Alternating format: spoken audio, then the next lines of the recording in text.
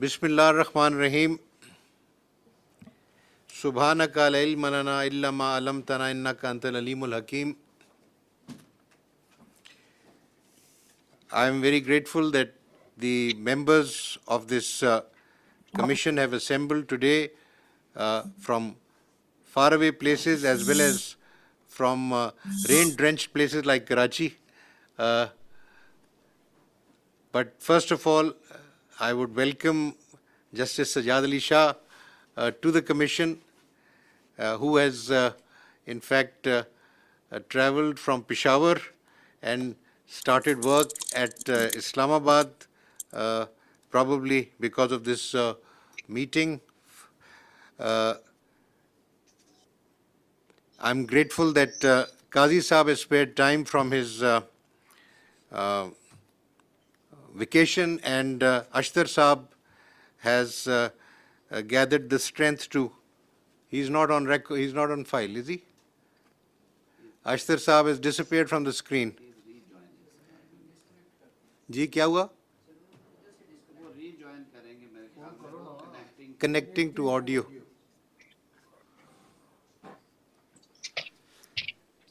So, shall we continue without a? हाँ जी, 2 minutes ठहर जा. Sorry, Qazi Saab, Ashtar Saab is offline, so we are trying to connect with him. Ashtar Saab, can you hear us? Yes, sir, I can hear you. Thank you. Thank you. So, welcome and thank you for joining us from London.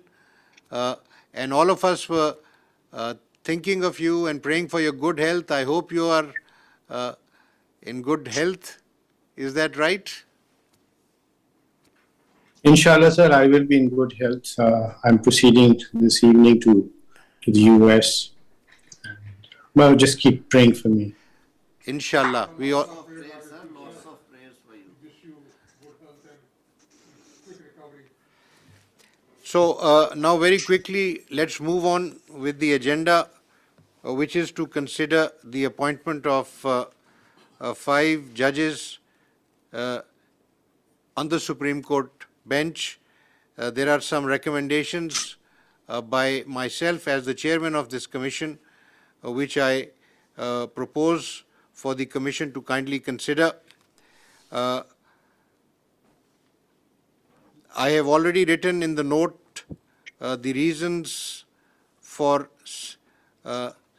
recommending some and bypassing others.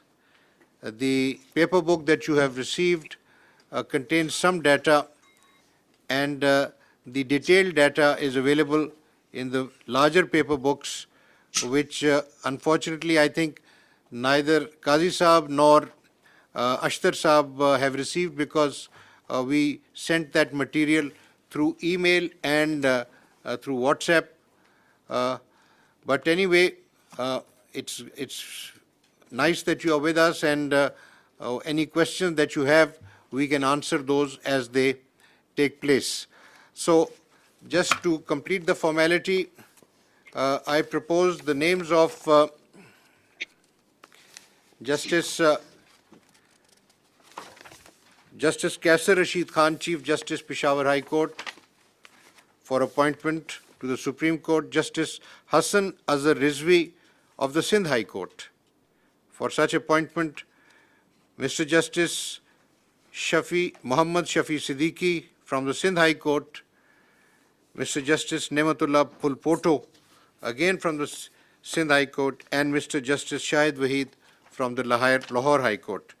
The point about the selection, firstly, from the different provinces, is that we have 3 seats that have been vacated by judges adorning. One of them still adorns the Supreme Court, but we have 2 seats that have been vacated by Justice Guldar Ahmed and Justice Maqbool Bakir Saab. Justice Sajjad Ali Shah Saab, who is with us, shall be laying down his robes middle of next month. So there will be 3 seats, and for that reason there are 3 proposals. From Peshawar High Court, Justice Mazhar Alam Khan Mia Khail has retired recently, and in his place, Justice Kaisar Rashid Khan has been proposed. Justice Shahid Waheed is proposed to fill the seat vacated by Justice Qazi Amin Ahmed Saab, Muhammad Amin Ahmed Saab. So this is the ratio, but now if you like, I can read through the material that I've already sent, or if you like, we can start discussing the proposals that I've sent, and we can start with Justice Sarma Jalal Usmani Saab, and then move down the table to the other side. So, in your turn, gentlemen, Justice Qazi Faizisa Saab, being the senior puisne judge, will be speaking after Justice Tariq Masood Saab. And Mr. Ashtar Asaf Ali will be addressing after the law minister has spoken. Thank you very much. Justice Sarmad Usmani Saab, may I request you to express your views on the suggestions made? All right. Thank you very much, Honorable Chief Justice, and thank you, gentlemen, for being here, and my best wishes to all of you, especially to Ashtar Saab for his impending surgery. I hope everything goes well and he's able to rejoin us hale and hearty. All right, can you, Thank you, everybody sir. hear me? Can you hear me? I can. Nahi, Qazi Saab no. Qazi Saab, can you hear me? Nahi. No. I can, but it's garbled, but please go ahead. All right, okay. Now, as far as the Sindh High Court is concerned, I can say with a bit of conviction that perhaps I know these honorable judges who have been nominated and those who have been bypassed, because I am from that High Court. I remained judge and the Chief Justice as well. And some of the nominees I had recommended to be on the bench. So, as far as Justice Syed Hassan Azhar Rizvi is concerned, I fully endorse his nomination. I know for a fact that he's a thorough gentleman, and his work is all right, and he otherwise is above board. So I would heartily endorse his nomination. And so far as Justice Muhammad Shafi Siddiqui is concerned, I also think that he's a good judge, and he should prove an asset to the bench here. But I think there are other judges who are just as good, and they have been ignored, and who are senior to Justice Pool Poto. Now, as far as Justice Pool Poto is concerned, I know that he is above board, and I know that he's good in criminal work. But you see, I have read his judgments, and his judgments are more or less stereotyped criminal judgments, like criminal appeals and bail applications, and frankly speaking, there is hardly any innovation which one can do in a criminal case, because the principles and the law is very well settled, and even the law says how to write a criminal judgment. It's in the CRPC, so you can't really deviate from that. So therefore, I think that perhaps those who are senior to him should be considered, like Mr. Justice Abbasi and Mr. Justice Nadeem Azhar, Nadeem Rizvi, Nadeem Saab. Now, these two gentlemen out of, I think that we should consider them. And as far as Justice Abbasi is concerned, again, there is no doubt about his integrity. It is said that he is only done tax work, but I think he's, when he came on the bench, he's done other work as well.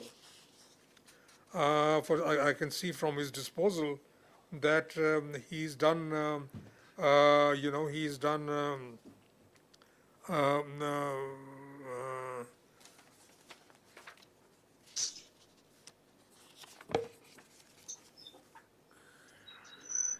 he's done work, but mostly he's done tax work, all right, but he's done family, he's done rent, he's done bail applications, he's done miscellaneous work, and appeals, criminal appeals also he's done.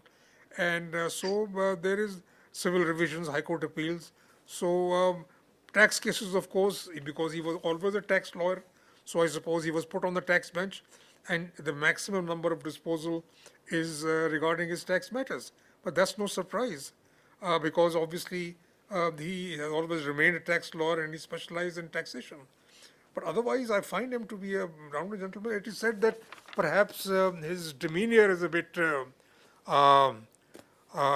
towards his fellow judges and towards the bar is perhaps a bit strict, and maybe he's not a very congenial sort of a person, to put it that way.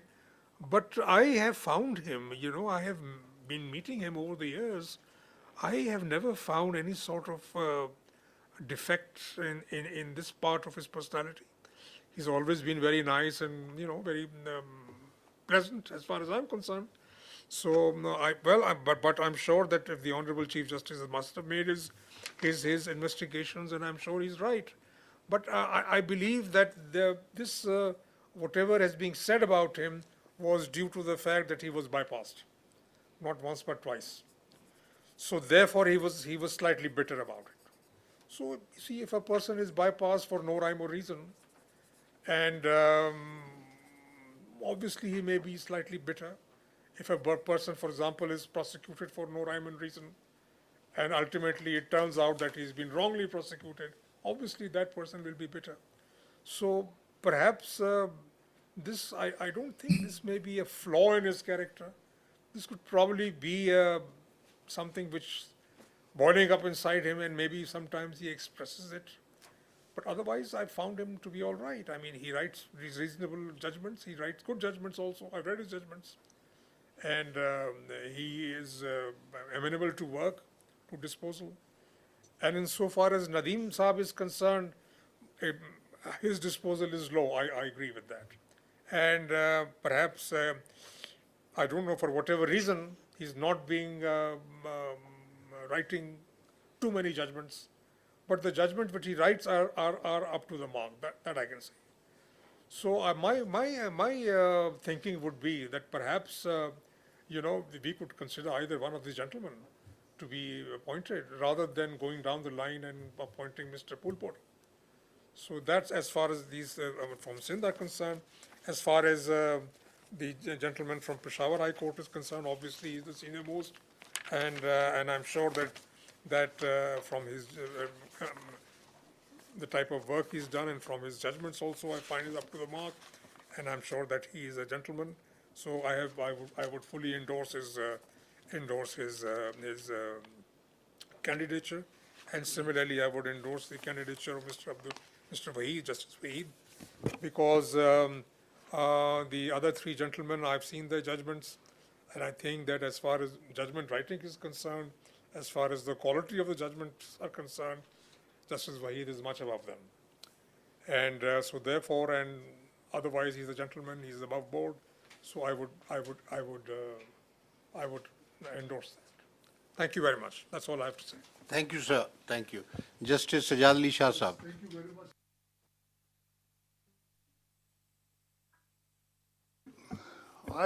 To some extent, I agree with the view expressed by Justice Sarmat Jalal Usmani Sahab.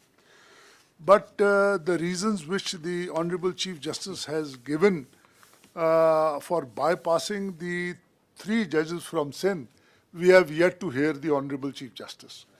So far as these three judges are concerned, which are under consideration, so I personally know them, I have worked with them, and I have found them excellent gentlemen. They know the law, and I think anyone who practices in Sindh would not be able to raise a finger on any of their qualities. So I fully support all the three nominees. Thank you so much. And So far as Mr. Kaisar Rashid is concerned, sir, he is the Chief Justice, and the data given we have seen, and I also fully endorse his nomination. And though I do not know much about Mr. Shahid Waheed, but I again rely on the data provided to me, and I feel that his nomination is also fine. thank you very much. Justice Ijazul Ahsan Sahab. Thank you very much, sir. I welcome Justice Usmani, Justice Sajad Ali Shah, who has joined us for the first time. Mr. Tarar has been here for a while, and the representative of Pakistan Bar Council is a very senior counsel. Welcome to you all. Qazi Saab, Attorney General Saab. Sir, I have carefully gone through the recommendations that you have made and the reasons that you have recorded for recommending some and not recommending others. I have also carefully examined the judgments of all the gentlemen and the work that they have done over the past many years since elevation, and the judgments which they have sent as their 10 best judgments. As far as the first recommendee, Mr. Kaisar Rashid, Mr. Justice Kaisar Rashid is concerned, I mean, he ticks all the boxes. According to my information, he has immaculate integrity. His competence is not questionable. His temperament, as many people as I could talk to, including the ones coming from KP, who are our colleagues in the Supreme Court, they all endorse the fact that he is a thorough gentleman and has exactly the temperament that a judge needs to have. Likewise, the number of his judgments show that he has done a fair amount of work, and he has done work on all sides. There are reported judgments of the criminal side, civil side, constitutional side, and I would call him an all-rounder, which essentially is a requirement that we need of the Supreme Court at this point in time. As far as, so I recommend him, and I entirely agree with the recommendation of the Honorable Chief Justice. This is in addition to the excellent administrative work that he has done in setting up courts in Waziristan and the Fatah area. Now, as far as Justice Hassan Raza Rizvi, Justice Shafi Siddiqui, and Justice Nematullah Phulpoto is concerned, I have read their judgments, and I would admit I have no first-hand knowledge of their personality or their temperament, but as much as I can gather from whatever information I have received, and I have discussed this information with my colleagues in the Supreme Court, as well as some of the judges of the High Court that I have had the opportunity of discussing, I find that all of the three judges that have been recommended, again, tick all boxes that we need to tick, which is integrity, competence, temperament, and capacity. Now, as far as Justice Nematullah Phulpoto is concerned, I can understand the preference of the Honorable Chief Justice for him, for the reason that the Chief Justice also has to see as to what is the requirement, the current requirement of the Supreme Court. We have thousands of hardcore criminal cases, murder appeals, and the rest. And right now we have only one judge who is a specialist and has not only practiced in that area, but also has rendered remarkable judgments in the high courts. And I presently sit with him in the Supreme Court on a bench, and I find that he is fully in tune with what the law is, has been, and should be. But incidentally, we just have one judge on that score, and we desperately need not only a judge who is a workhorse, but who is also a specialist in this area. And Justice Nematullah Phulpoto, according to my information and the information that I have received from a number of High Court judges who have been on the bench with him, including Justice Sajjad Ali Shah, verify the fact that he is not only a prolific judgment writer, but has a very keen and a very good understanding of criminal law, and he could be a very good addition to the Supreme Court insofar as the requirement of a judge who specializes in criminal matters is concerned. So understanding the concern of the Honorable Chief Justice of Pakistan, I fully endorse the view that we need a judge who specializes in criminal law in order to bolster our capacity to quickly deal with criminal matters of which there is a considerable backlog. Finally, Justice Shahid Waheed, I have been his Chief Justice, so has the Honorable Chief Justice of Pakistan, and so have some of the other judges who are from the Lahore High Court. And all of them are very clear about his capacity, his integrity, and his ability to write very good analytical judgments, and the quality of judgments, as Justice Sarmat Jalal Usmani has just said, is way above the first three gentlemen, who incidentally, the Honorable Chief Justice has been working on the civil side, but as has been noted, for a number of years, he doesn't have any reported judgments. And whatever judgments have been reported deal with very routine matters.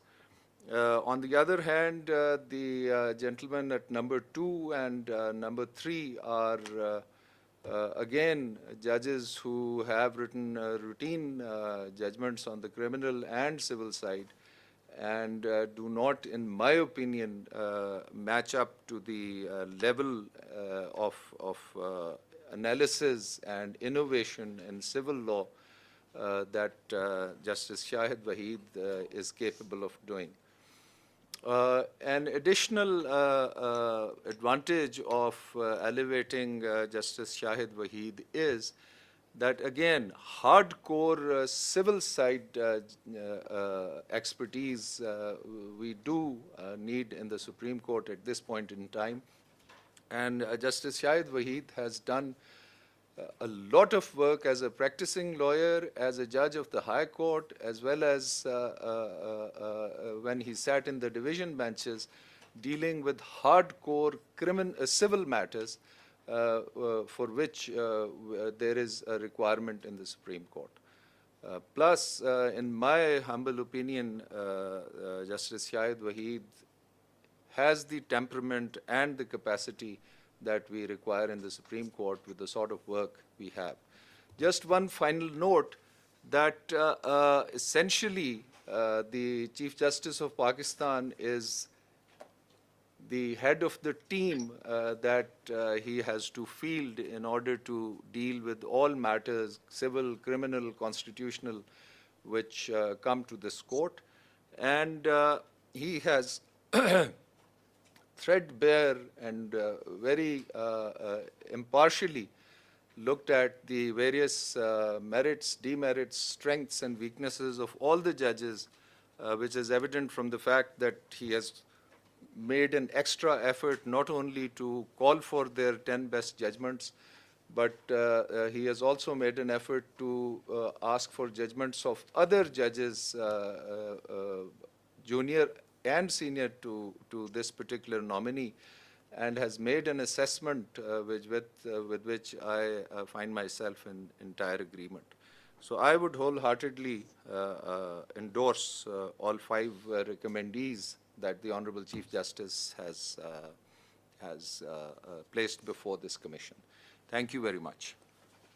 Thank you, Judge Saab. May I request Justice Sardar Tariq Masood Saab to apprise us of his ideas and thoughts. Thank you very much, sir.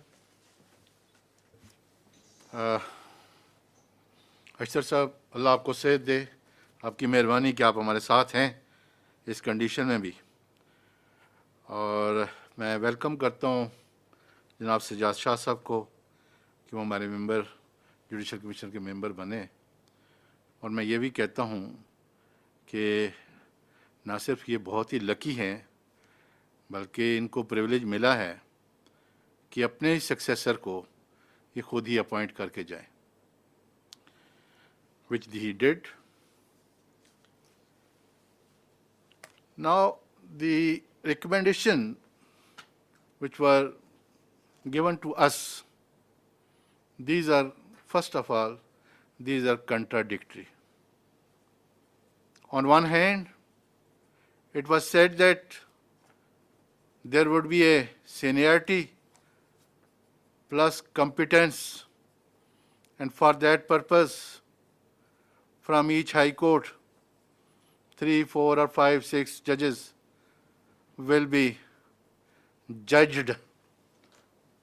But we have seen that on the principle of seniority,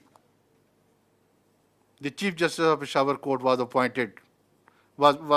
nominated for appointment as a judge of Supreme Court.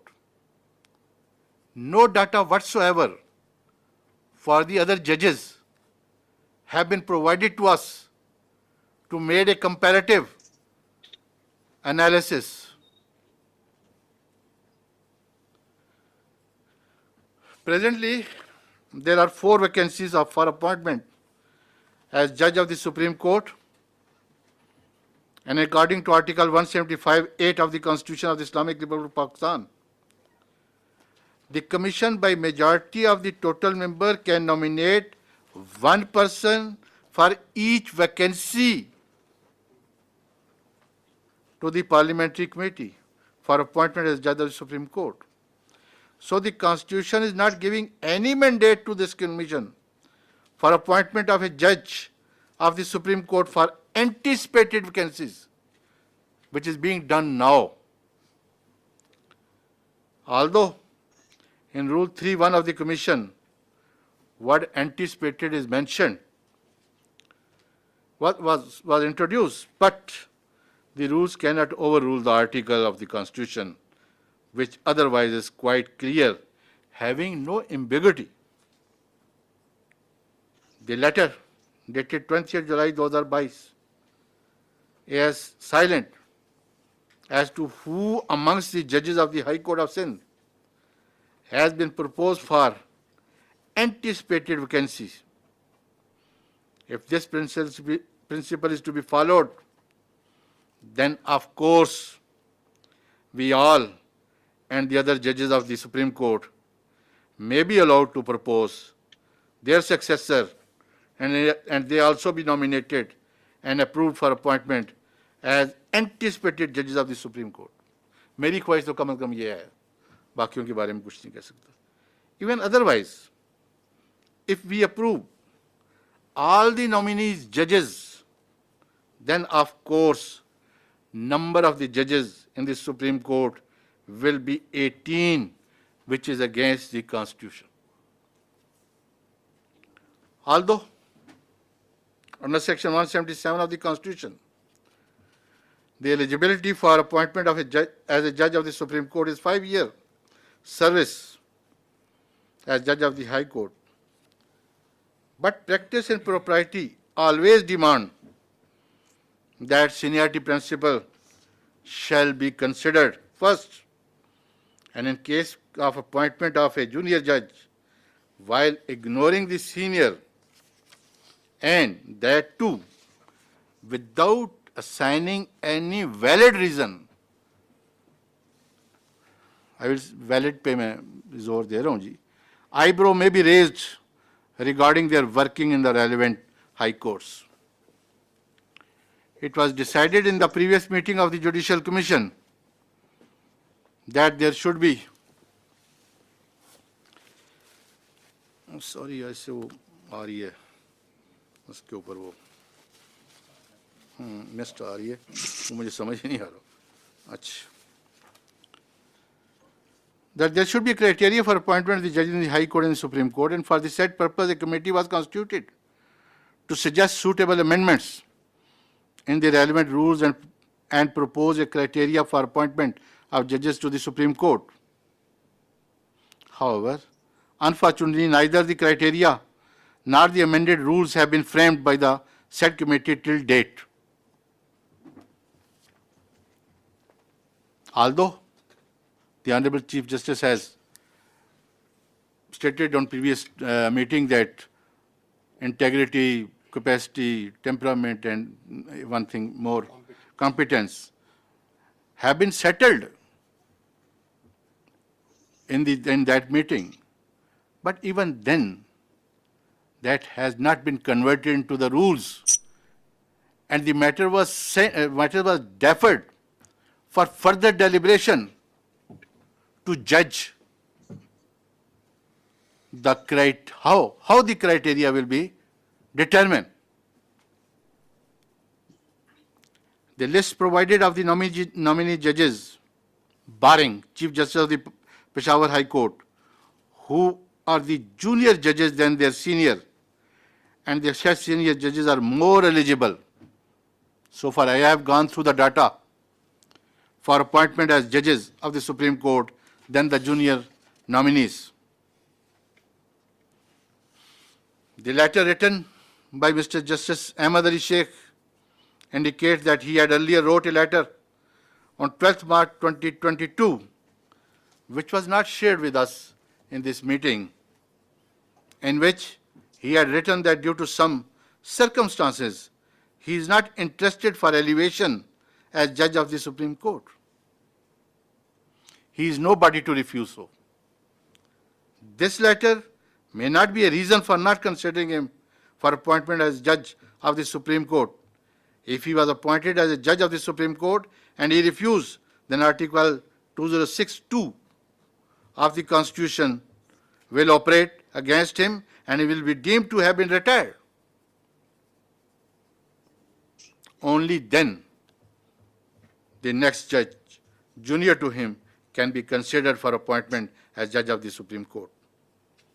Even otherwise, in the Constitution, there is no provision or concept for getting consent or refusal from a judge, Chief Justice, for appointment as a judge of the Supreme Court. On the other hand, Justice Atar Minallah, who is second to Justice Ahmad Ali Sheikh in seniority amongst Chief Justices of the High Court of the country, has been superseded and completely ignored. No data or record regarding his work and capacity has been provided to the Commission. There is no reason available on record as to why he has been superseded. His integrity, capacity, temperament, etc. is above board, which is known to everyone. His judgments are being considered, discussed, and relied upon by the judiciary of other countries. Nobody can raise a finger toward his integrity, capacity, etc. But surprisingly, he was ignored despite the fact that he is the most senior judge amongst the Chief Justice of the High Court. हमारी एक informal सी meeting पहले हुई, उसमें chief साहब का कहना ये था कि इस्लामाबाद हाई कोर्ट का जज का यहाँ लाने का कोई कंसेप्ट है ही नहीं. 175 में इस्लामाबाद हाई कोर्ट का जिक्र है. 175 में इस्लामाबाद हाई कोर्ट में जजेस बनाने का भी जिक्र है. 175 में ये लिखा गया है कि जजेस को जब सुप्रीम कोर्ट लाया जाएगा वो फ्रॉम दी हाई कोर्ट से लाया जाएगा. वहां किसी का नाम नहीं लिखा होगा, पंजाब से लाया जाएगा, सिंध से लाया जाएगा, कोयटा से लाया जाएगा, वो लाया जाएगा. So the high courts, there are 5 high courts. And we have an example. Iqbal Umeedur Rahman was appointed as judge of the Supreme Court from Islamabad High Court. So, his ignorance, usko ignore karna, this is, I say, he is the most senior Chief Justice of all the High Courts. But he has been ignored at all. And there is no reason for that.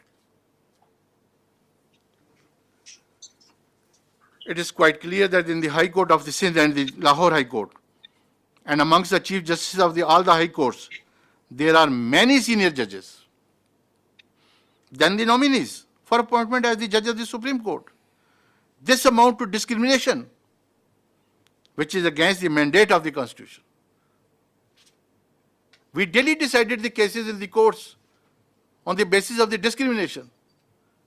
But why a discrimination is being done in our own institution?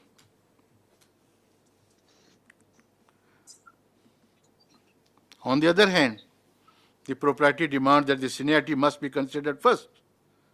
If anyone is found not capable, despite being senior, for appointment as judge of the Supreme Court, valid reason, I just say again and again, valid reason. ये नहीं कि किसी की 4 judgement फालतू हो गई हैं तो वो अब उसकी वैलिड रीजन बन गई, या कोई जेंटलमैन है तो वो वैलिड रीजन बन गई. बात ये होगी कि किसने क्या काम किया और किस किस्म का काम किया. For not appointing said senior judge shall be given. This would mean that the senior should not be considered for for appointment in the Supreme Court, but the Honorable CJP's letter dated 20th July 2022 reveals in para 9 and specifically mentioned that those judges who have been ignored now can be appointed as judge of the Supreme Court in future. If they are eligible for appointment as a judge of the Supreme Court in future, then why presently they are not nominated for appointment as judge of the Supreme Court? कल अगर वो बन सकता है जनाब chief जज of the supreme court, तो आज क्यों नहीं बन सकता? या तो उसका रास्ता बंद कर दें, कह दें हमेशा में के लिए डिबार हो गया, बात तो खत्म, क्योंकि है ही कॉम्पिटेंट नहीं है, उसकी इंटेग्रिटी खतरनाक है, तो बंद कर दे इसकी उसका रास्ता.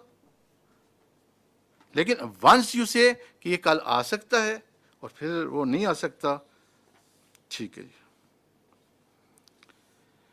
If they are eligible for appointment as judge of the Supreme Court, वो मैंने अभी पढ़ दी, the data provided and the queries made from the different corner of the bar association indicate that the senior judges who have been ignored are more competent to become judges of the Supreme Court than the nominees.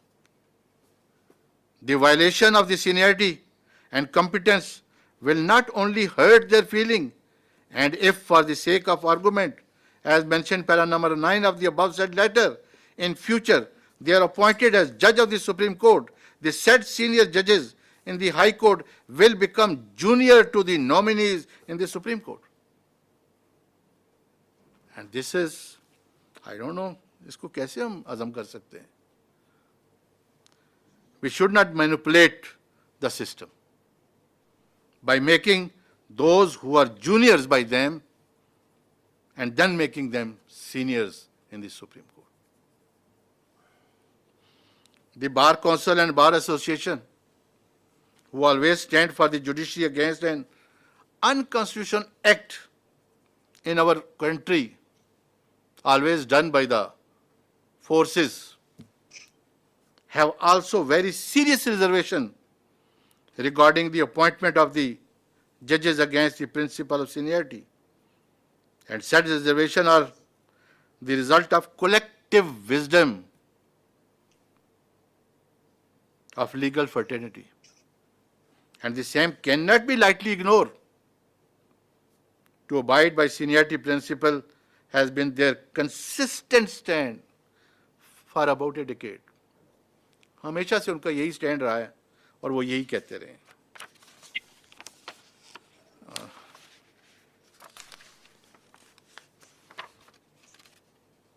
Sorry, sir. So far, nominees from the High Court of Sindh are concerned. No data of Mr.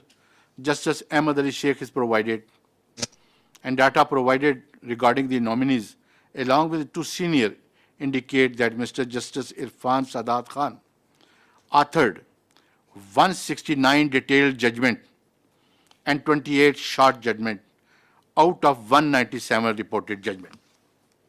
ये जो data from किया गया पतली copy में, मैं वहाँ से पढ़ रहा हूँ सर, आप भी अब सामने रखना कि देखना चाहिए, देखना, मैं वहीं से करूँ. Indicating that his detailed judgments were 86%, whereas Mr. Justice Akil Ahmed Abbasi authored 166 detailed judgment and 96 short judgment out of 262 reported judgment, indicating that his detailed judgments were 64%. Whereas Mr. Justice Sayyid Hassan Azhar Rizvi authored 70 detailed judgment and 65 short judgment.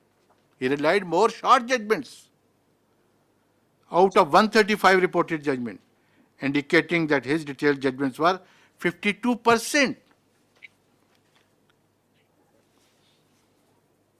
Mr. Justice Nadeem Akhtar authored 152 detailed judgment and 63 short judgment out of 215 reported judgment, indicating that his detailed judgments were 71%. Mr. Justice Muhammad Shafi Siddiqui authored 106. This is what I'm saying again, because it was said that Mr. Gheba and Mr.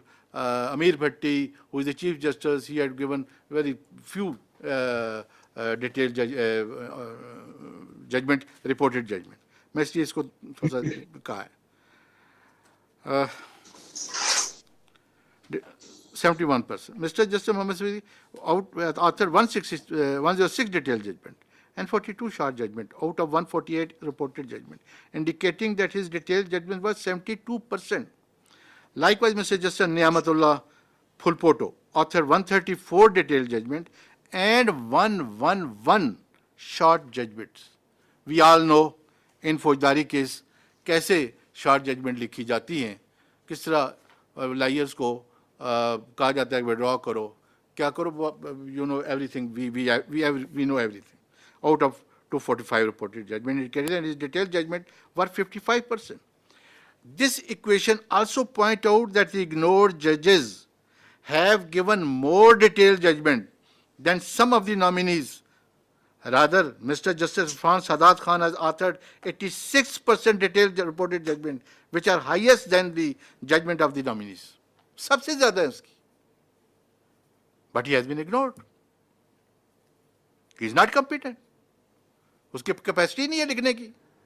इसलिए even the reported judgment of Mr. Justice Irfan Sadat Khan and Mr. Justice Akil Abbasi are more than the reported judgment authored by Mr. Justice Sayyid Hassan Azhar Rizvi and Mr. Justice Muhammad Shafi Siddiqui of the High Court of Sindh. Now, the data so collected from the computer bench of the Supreme Court indicate that 4.8% judgment authored by Mr. Justice Irfan Sadat Khan were set aside, whereas his 57.6% judgments were upheld. 3.5 judgments authored by Mr. Justice Akil Abbasi were set aside, whereas his 44% judgments were upheld by this court. 5% judgment handed down by Mr. Justice Sayyid Hassan Azhar Rizvi were set aside, whereas his 56 judgments were upheld by this court. 4.9% judgment authored by Mr. Justice Muhammad Shafi Siddiqui were set aside, whereas his 60% judgment were upheld by this court. Likewise, 11.7 judgment authored by Mr. Justice Niamatullah Khan Phulpoto was set aside. सबसे ज़्यादा इसकी जो set aside हुई.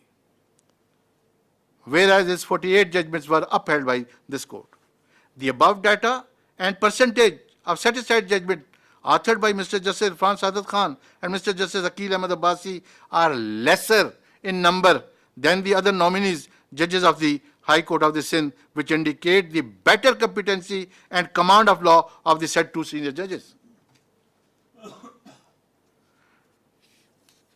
The reported judgment of Mr. Shahid Wahid of the, अब Lahore out की बात कर रहा हूँ, वहाँ तो मैं ख़त्म कर दिया. The reported judgment of Mr. Shahid Wahid of the Lahore High Court are less than the judgment authored by Mr. Justice Shujaat Ali Khan. The detailed reported judgment of Mr. Justice Shahzad Ahmad Khan Gheba, Shahzad Ahmad Khan and Shujaat Ali Khan are higher than the judgment of Mr. Shahid Wahid and almost equal to Mr. Justice Muhammad Amir Bhatti.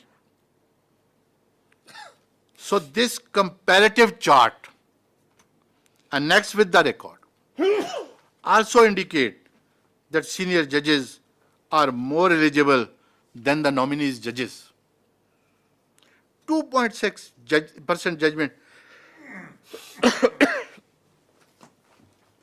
authored by Mr. Justice Amir Bhatti were set aside, whereas his 76.5% judgments were upheld by this court.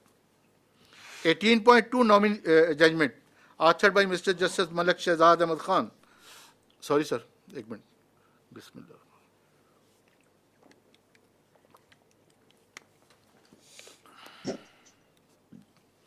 %% judgment authored by Mr.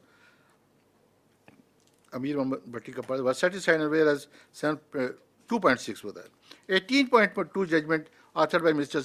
Malik Shehzad Ahmad Khan were satisfied, whereas his 60.4 judgments were upheld by this court. 2.3% judgment authored by Mr. Justice Shujat Ali Khan were satisfied, and whereas his 71% judgment were upheld by this court. On the other hand, 4% judgment were authored by Mr. Justice Shahid Wahid were set aside by this court, whereas his 77.8% judgment were upheld. So the percentage of set aside judgment of Mr. Justice Amir Bhatti and Mr. Shujat Ali Khan are lesser in number than the nominee judge Mr. Shahid Wahid of the Lahore High Court. This data also confirms that the senior most judges and other seniors are equally rather better competent than the nominees.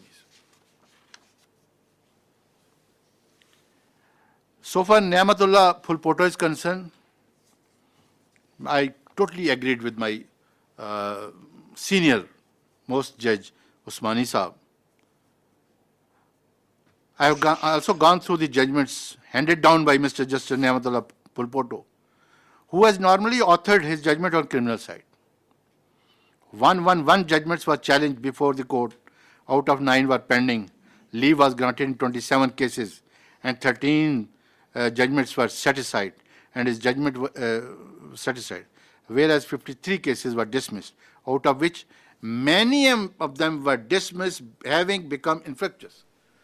मुझे इसलिए मैं ये कह रहा हूँ, मेरे पास वो data भी है, रिकॉर्ड मेरे पास मौजूद है, मैं कहेंगे मैं एक एक नंबर पढ़ के बताऊंगा, वो लिखा हुआ है कि those has been become infectious for the reason या तो बंदा जेल से छूट गया या वो मर गया. ज़्यादातर उसकी तमाम वो जजमेंट जो हुई हैं, लॉ हुई हैं, या कहें कि उसको डिस्पोज ऑफ किया गया है, वो इस ग्राउंड पे डिस्पोज ऑफ हुई है. ये मेरे पास वो सारा रिकॉर्ड मौजूद है जो मैंने ऑफिस से मंगवाया. A perusal of the judgment indicates that although he is known to be a judge having command on criminal case matters, but rightly as said by Usmani Sahab, but his judgments are average, indicating that his concept toward criminal law is not clear. मैं सिर्फ एक example दूंगा. One example is that in all the cases, अभी अब कहें मैं सारे खोल के एक एक लफ्ज में पढ़ के बता देता हूँ, मैंने अंडरलाइन किए हुए. In all the cases, he firstly discussed the medical evidence and only observed that the death of the deceased was unnatural, hence it corroborates the ocular account. The Supreme Court has already settled as far back as 1990 and 1991, Usmani Sahab ko pata hoga, that medical evidence cannot be considered as a corroborative piece of evidence, as it neither pinpoints the accused nor names the assailant, and it only gives the detail of the injury, the condition of the dead body, the cause of the death, duration between injury and death, and between death and postmortem, etc., and can only be considered as a supportive evidence, but not as a corroborative piece of evidence. मेरे सामने वज़ीर कानून भी बैठे, फौजदारी करते रहे, और उस्मानी साहब ने भी यही कहा, लेकिन मैं आपको ये एक एग्जाम्पल बताइए. But almost in each judgment, the learned nominee judge has observed the same as a corroborative piece of evidence for conviction. There are many other things. मैं अगर वो आपको पढ़ के सुनाने की कोई बताना शुरू कर दूं, तो आप परेशान हो जाएंगे. When he gave the facts, He gave the ocular account was produced as PW3 and PW4. What PW3 say 1111 सारा कर दिया, what PW4 से 1111 उसकी पूरी कहानी बयान कर दी, फिर उसके बाद बाकी गवान का जिक्र कर दिया, फिर बहस की जिक्र आ गई, फिर आ गई अपनी उनकी ऑब्जर्वेशन. जब अपनी ऑब्जर्वेशन आई तो उन्होंने कहना, पहले तो मेडिकल को उन्होंने खंगाला, फिर उसके बाद कहना शुरू कर दिया PW3 appeared as a I witness and he said 1111. वो तमाम स्टोरी जो पिछले चौथे सफ़े में वो कह चुके हैं वो सारी फिर रिप्रोड्यूस की. PW4 से फिर 1111 वो सारी फिर रिप्रोड्यूस कर दी, और आखिर में कह दिया कि क्योंकि ऑक्यूलर अकाउंट ने बड़ा ठीक ठाक बयान दे दिया है तो this is sufficient for conviction. तो कहाँ है वो appraisal and re appraisal of evidence का जो प्रिंसिपल बनाए गए दिस कोर्ट के, वो किधर हैं? मुझे तो कहीं नजर नहीं आए इन जजमेंट्स में.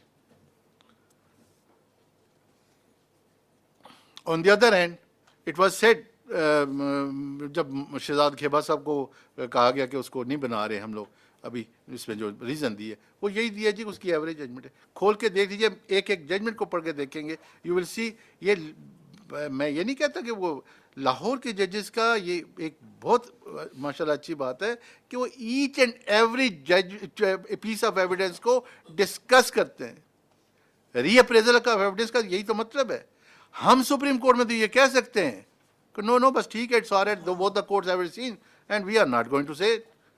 हमारा तो और बात है, लेकिन जब अप्रेजल करना है ट्रायल कोर्ट ने, रीअप्रेजल करना है. Reappraisal mean the whole reappraisal, not a summarily करना है.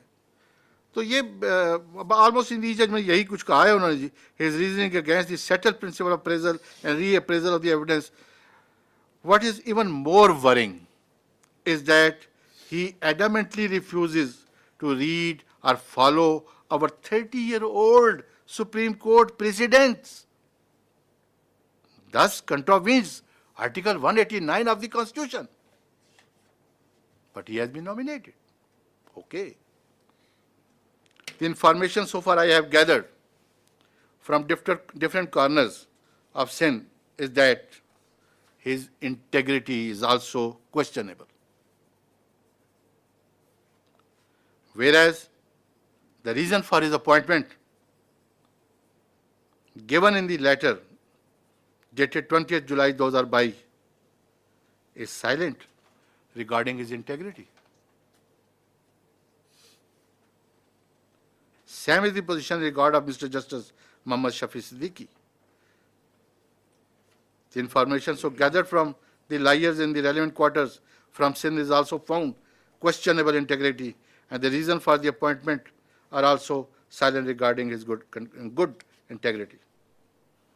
The information also reveals that both are accessible. उन्होंने वो भी बताया कि accessible किन के जिम्मे है, किन के अंडर है, लेकिन मैं वो वहाँ जिक्र नहीं करना चाहता. But they are accessible according to the bar and the people जिनसे मैंने को कंसिडर किया. बिकॉज हमें तो एक इन्होंने तो कह दिया कि ये हैं, ये बंदे ठीक है. अब हमारे पास तो और कोई सोर्सेज नहीं है, हमने तो वहीं से जाके पता करना है सिंध से, और सिंध में जो इक्का दुक्का जो हमारे जानने वाले हैं उन्हीं से पूछा जा सकता है जो थे. The integrity along with seniority is the prime consideration for appointment as judge of the Supreme Court. But reasoning given the head of the each nominee judge is silent regarding their integrity.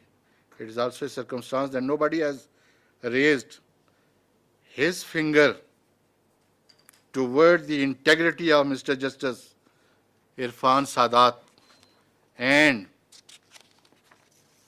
Khan and Akil Ahmed Abbasi. यहाँ भी आप लोगों ने जिन लोगों ने कहा है उन्होंने कम उनकी इंटेग्रिटी के बारे में किसी ने कोई बात नहीं की. So for temperament of Mr. Justice Akil Ahmed Abbasi is concerned, the same is not supported from any corner of the legal fraternity, and this fact by itself is not sufficient to debar such a nice judge who work appreciably and being respected in legal fraternity due to his integrity and competency. Sir temperament, खाली temperament की वजह से किसी जज को debar कर देना, तो ये तो मैं समझता हूँ अगर हम अपना यहाँ सुप्रीम कोर्ट में अगर हम देखें तो कई दफ़ा हमारे जजेस टेम्परामेंट लूज कर जाते हैं वकला की नालायकियों के ऊपर, वकला की किसी बात के ऊपर कर जाते हैं। लेकिन इस वजह से उसको निकाल दें, उसको नॉमिनेट ना करें, सिर्फ इस वजह से, otherwise he everything was equal. वो कॉम्पिटेंट भी है, वो सीनियर भी है, सब कुछ है, लेकिन नहीं है। सर मैं दो बातों का जवाब दे दूं, फिर मैं आखिर में वो बताऊंगा कि मैं किन को कर रहा हूं, किन को नहीं कर रहा। देखिए सर, आपने कहा कि वो कैसे रशीद वाला बात मैंने पहले ही कह दी, आपने उसका कंपैरेटिव डाटा हमें नहीं दिया कि हम उससे किसी तरीके से वो कर सकें। अमीर भट्टी के बारे में कहते हैं ही इज़ ए गुड जज, और मेरे भाई ने ये कहा कि हमें हार्ड कोर सिविल का बंदा चाहिए। Amir Bhatti work in Multan district judiciary district courts for decades.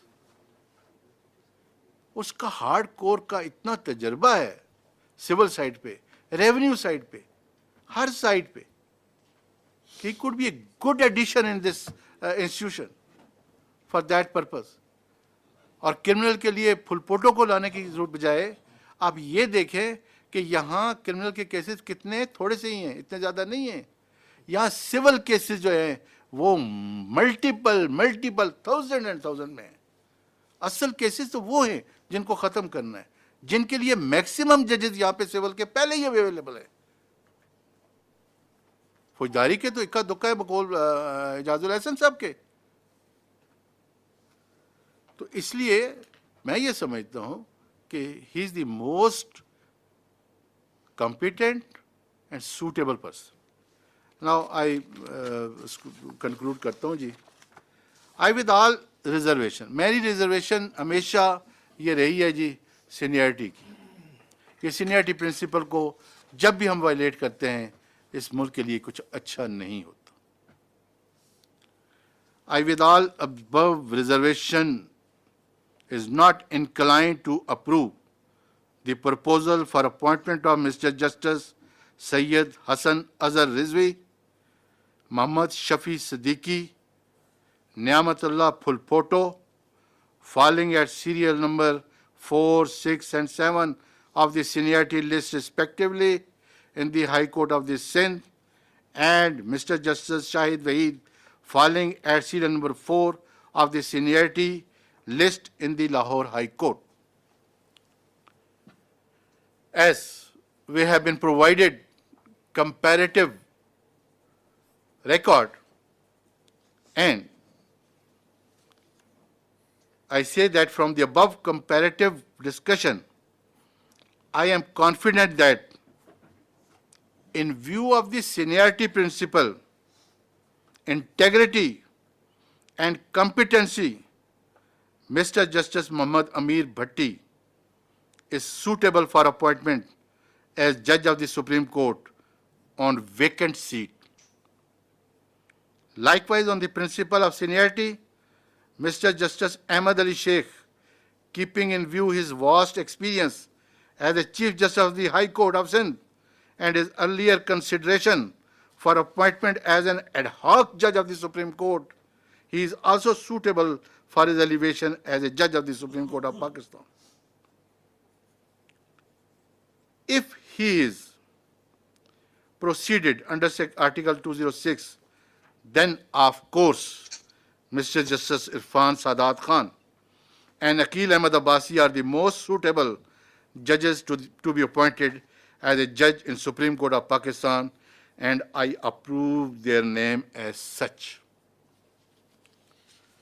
So far, Mr. Justice Kaisar Rashid Khan is concerned, although he is a senior most judge of this Peshawar High Court, but surprisingly, no comparative data qua other two judges has been provided so that a comparison could be made regarding their competency, integrity, besides seniority. So in my humble view, his matter may be deferred. Thank you very much, sir. Chairman Sahab. मैंने कुछ time ज़्यादा ले लिया. I am sorry. Thank you very much, Justice Tariq Masood Saab. Your analysis is very illuminating, and all that you have said needs to be dealt with during our discussion and will be answered. May I now request Justice Qazi Faiz Isa Saab to inform us about his thoughts. Thank you very much. I had informed you of my thoughts by a note dated 25th July 2022, and I would request that that note be made part of the minutes. Another thing which I want to add is that some novelty, new method of doing things has evolved, and I have zero confidence in the minutes that are recorded. Previously, minutes which were recorded were then sent, were put up in the next meeting or circulated for confirmation. This has arbitrarily been put a stop to, which I have raised in writing a number of times, that the minutes were wrongly recorded, and give me the recording of them which will confirm this. This was withheld from me. The senior most judge of the Supreme Court, a member of the Judicial Commission of Pakistan. So the accuracy of recording of minutes, why this suppression of the truth? I would go one step further. Why are we keeping the public out? Article 19A of the Constitution has been enacted. It gives right of information to everyone. Why proceed behind closed doors? My experience has been, whenever you proceed behind closed doors, it is because one does not want uncomfortable truths to emerge and to suppress them. So I would request that the minutes, it be resumed, the procedure before the minutes were sent for confirmation, and not at the end of the day, 7 people, 9 people, 13 people decide something, and one gentleman who I have the highest respect for may not have paid close attention or may have misunderstood something and record something, and that becomes the minutes of the meeting. Sir, this practice is not prevalent in limited companies, in any other meeting procedure, and was always the practice of this court. Let us not jettison the good things that we used to abide by. Please do not arbitrarily send a note that this is the minutes of the meeting. So I would request, my eyes were opened by the data provided by Sardar Saab. Now, if we had all been involved in this process from the inception, it wouldn't have come to this. To expose, I'm sure the Chief Justice was misled. To expose, will any heads roll? If Sardar Saab did not take it upon himself to analyze, we took it as the gospel truth. But I don't know if I can speak for everyone, I for one want to acknowledge him. I had written for postponement, my request was not conceded to. Sir, I know the Chief Justice is a very busy man. And so it must have slipped his mind to politely respond to me, which he did not do. But I'm so grateful that he's giving me an opportunity not to holiday too much and give him my 2 bits in this meeting. I have already expressed my views on a number of issues which have not been responded to. And now, since a number of very honorable members, and undoubtedly the chairman too, will express their views, I will request that I speak last, also because, for the added reason that the 2,500 or so documents that I have never received. So I will be enlightened, and I would like to express my views at the end. Thank you very much. I think Justice Qazi Faiz Isa Saab, you should make your statement now, because I will be doing the concluding remarks. Sir, with the greatest of respect, I have not come here to make a statement. I have come here to learn from you, from Sarmat Saab, from Shah Saab, from the Law Minister, from the Attorney General. I have come to learn. I may change my view after learning. I have expressed my views. If you had responded to some of my views, I would have certainly expressed my views. I would like to now, I don't think you can force me to speak when you choose to. I'm deferring to hear from them. Maybe I get persuaded, maybe I agree with you, and I said, wonderful, let's do what you're saying. So why are you depriving me of this opportunity? All I'm saying is I want to hear you all and express your views. And I've expressed good reason that I don't have the benefit of the 2,500 documents that you have prepared, put together, and all the other members have. So is it unfair? Okay, then you can speak before I speak, so that I can conclude the matter then. I would actually like to hear you also respond to some of the very serious points raised by Sardar Saab. And if you can put them to rest, it will change my opinion. So, sir, your golden words are eagerly awaited, sir. Thank you.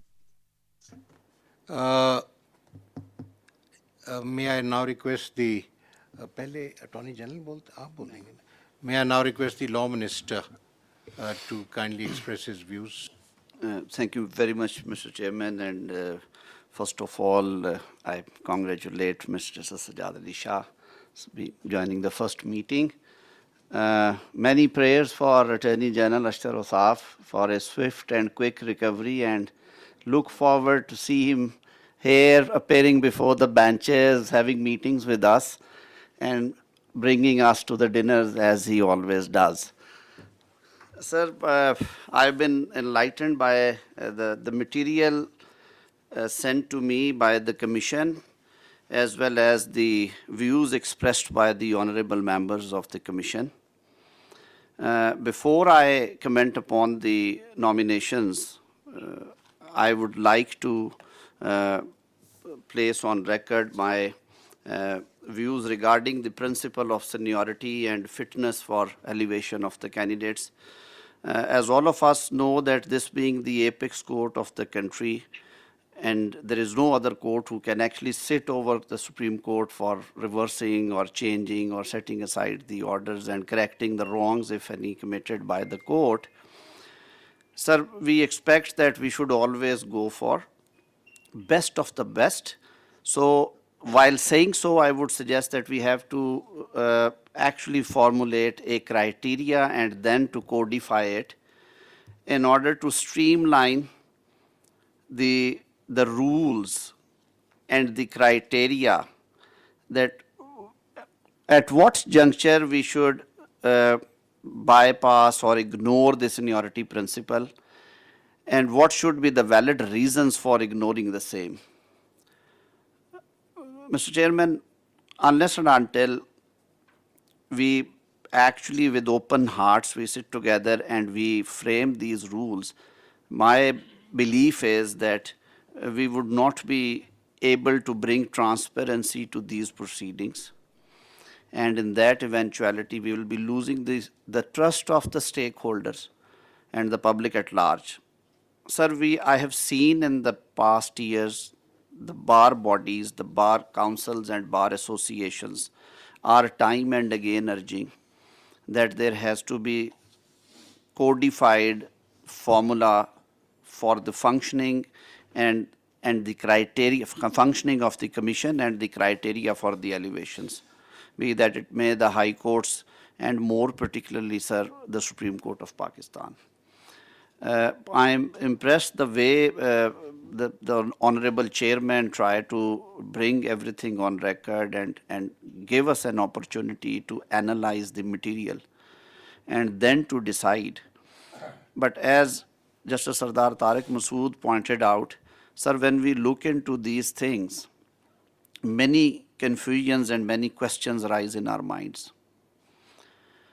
When I gone through the material and the judgments and the data provided by the Judicial Commission of Pakistan to me. And sir, I'm grateful that this time I received the material well before the convening of meeting, and I also appreciate and grateful for the decision taken by the commission, and more particularly by the chairman, that at least 7 days notice should be given to convene a meeting for appointment of honorable. Sir, it's a very sacred and noble duty, and we have to put all efforts to ensure that most suitable, competent and spotless candidates should be considered and then appointed for these high offices. Sir, coming to I would not take much time coming to the candidates and their eligibility, starting from the first nominee, Mr. Kaisar Rashid, the Honorable Chief Justice of Peshawar High Court. Sir, I agree with the opinion expressed by Sardar Tariq Masood. Sir, it would have been in fitness of things, and it would have been extremely helpful for all of us if rest of the 2 judges or 3 judges, like the judge, the senior puisne judge, and the judge at number 2 in the number 3 in the seniority, their credentials and their judgment should also be placed, since we are actually bypassing the principle of seniority in Punjab and in Sindh. Speaking for myself, sir, I know both the gentlemen, Justice Kaisar Rashid and Mr. Justice Ruhul Amin Chamkini, who is the senior puisne judge there. Incidentally, both were honorable members, Pakistan Bar Council in 2010-15 tenure when I was first elected for that office. And I had an honor and opportunity to work with both of them. So as a lawyer, I feel that they were dignified persons. But when I compare their working in the council, their input in the issues coming to the legal education committees and the disciplinary proceedings and even the threadbare discussions on the national and legal issues, I found much or better clarity of thoughts in Mr. Ruhul Amin as he then was, comparing to Justice Kaisar Rashid. I have never appeared before both of them, but when I spoke to my colleagues at Peshawar High Court, in their assessment, first of all, there is one interesting factor may I bring before this August forum, that Mr. Kaisar Rashid and Mr. Ruhul Amin were elevated in the same badge, I believe, or if there was any difference of badge. Right now, their seniority is at number 1 and 2, but their age of the date of retirement is only with 24 hours difference. So if one gentleman would be retiring on 21st of March 2022, the other honorable judge, the puisne judge, would retire the next day. So it's quite interesting. Even the honorable judge at number 3 would also retire in the same week. So for all the more reasons, I would, sir, suggest that we should examine the credentials of all 3 gentlemen, because they enjoy almost same kind of seniority. The experience on the bench and experience of life is almost one and the same. So it would be extremely helpful for us if we get material credentials, their judgments, their comparative work for consideration for all 3 gentlemen, and till that time we defer the appointment from Peshawar High Court of Justice Kaisar Rashid. Now, sir, coming to Sindh, with all respect and humility, unfortunately, I have never worked at, or even I have never appeared before a bench at Sindh High Court. शायद वहाँ के लोगों को इतनी अच्छी वहाँ पे legal assistance मिलती है कि वो बहुत कम बाहर निकलते हैं जी. और it's a beautiful court premises, बहुत काबिल और अच्छे जजेस भी वहाँ से आए, लेकिन सर मेरे लिए ये तशनगी रह गई. So I would confine myself only to the material and its analysis, और जो वो comparison किया जा सकता है, and for rest of things के उनकी कोई integrity या جو ان کی ریپوٹیشن ہے بار میں اور ان کی ذات کے بارے میں اگر کوئی بات ہے سر, اس کے لیے I would prefer to rely upon the opinion of Justice Mr. Akhtar Hussain. بار کو ریپرزینٹ کرتے ہیں سر. میں نے یہ جسارت کیوں کی ہے, جو آنریبل ججز کی اوپینین سر انٹیگریٹی اور جو کنڈکٹ کے بارے میں یا ڈیمینر کے بارے میں بہت اچھی ہو سکتی ہے, لیکن sir my personal understanding is spending 28 years at the bar, sir جو bar members are eyes and ears of this profession.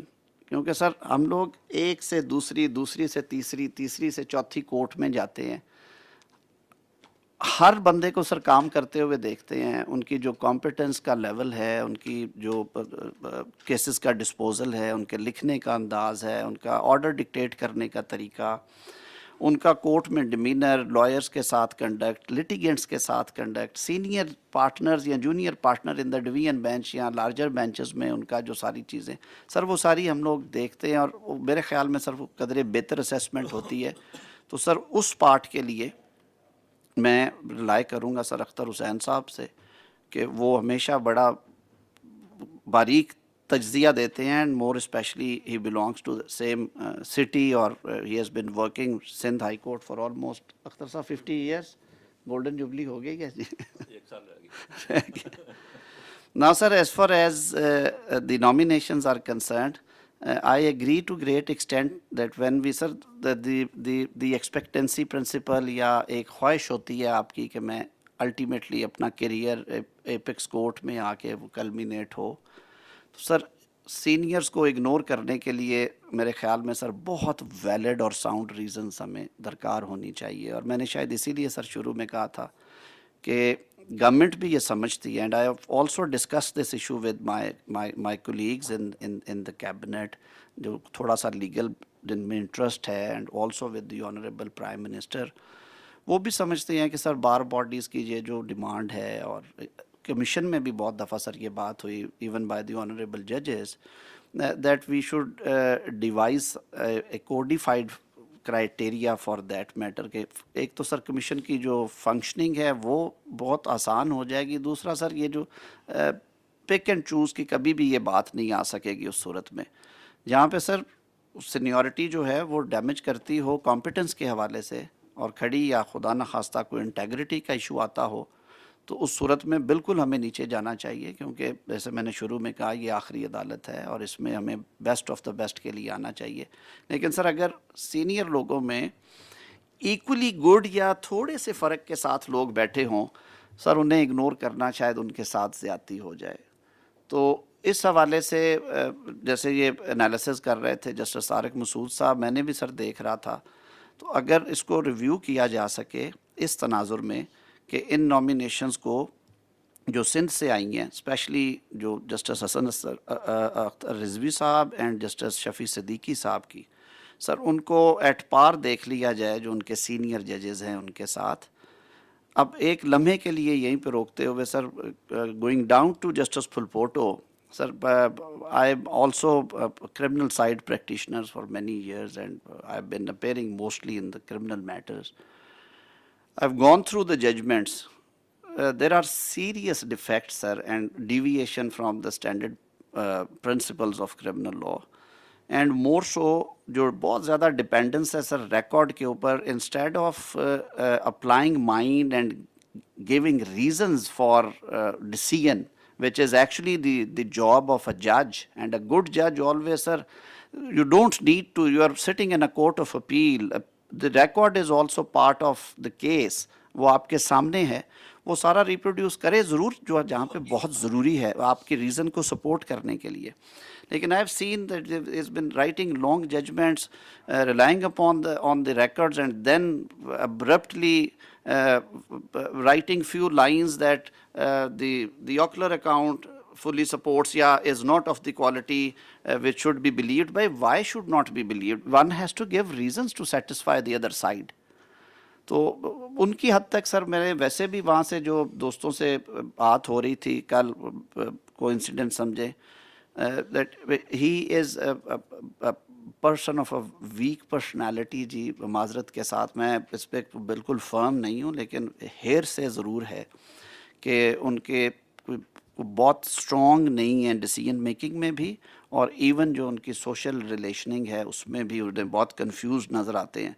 Sir we need very clarity of thought और strong nerved people in the apex court.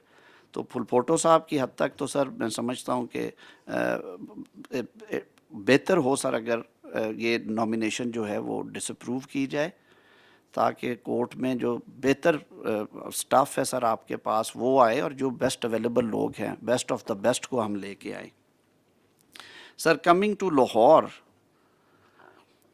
since I practiced most of the time, or I would say the entire career at Lahore High Court, I know the gentleman who has been nominated. We have been appearing together. We have been working together in many of the cases. Is a thorough gentleman, a very reasonable human being, finest human being rather, I would say.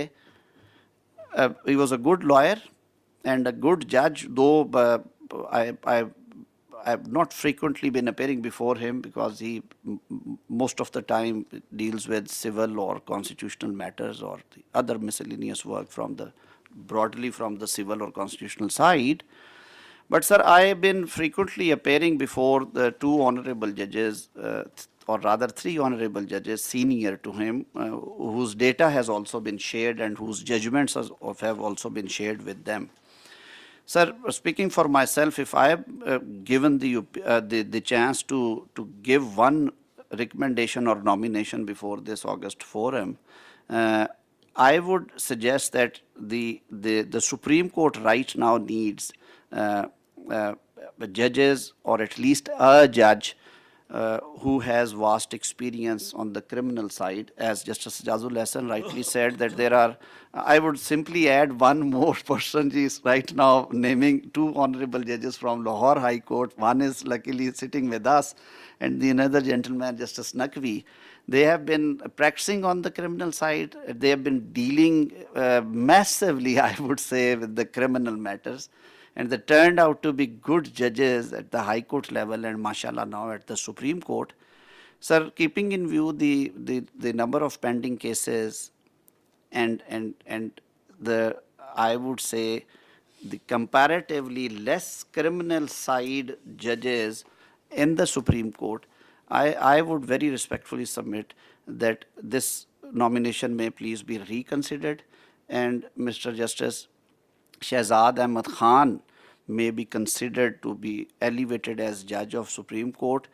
Sir, on the appellate side, I have been appearing before him for good 7-8 years, and with all certainty I can say that if not more, I have conducted at least 90 to 100 death sentence and life imprisonment appeals before him.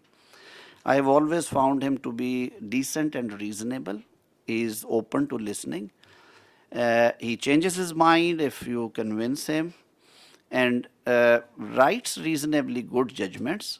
Well, sir, it always varies from person to person, and with respect and reverence, sir, the writing skills or the qualities are God gifted. Sometimes some of us have extraordinarily good expression. कई हम लोग sir lack करते हैं, मेरे जैसे जो लिखने में बोलने में कई दफ़ा थोड़े घबराते हैं, लेकिन सर जो रीजनिंग है जज की और जो क्लैरिटी है और उसके साथ उसकी इंटेग्रिटी वो ठीक होनी चाहिए. चीफ जस्टिस साहब के बारे में भी सर यही बात है जी, लेकिन मेरा क्योंकि उस हद तक उनसे बहुत रेगुलर अपीयरेंस नहीं रही है, वो कॉन्स्टिट्यूशनल और सिविल साइड करते हैं, लेकिन सिविल साइड में सर जो कुलीग्स हैं लाहौर हाई कोर्ट में, उनके काम की हद तक हमेशा उन्होंने कहा है कि उनका काम ठीक होता है.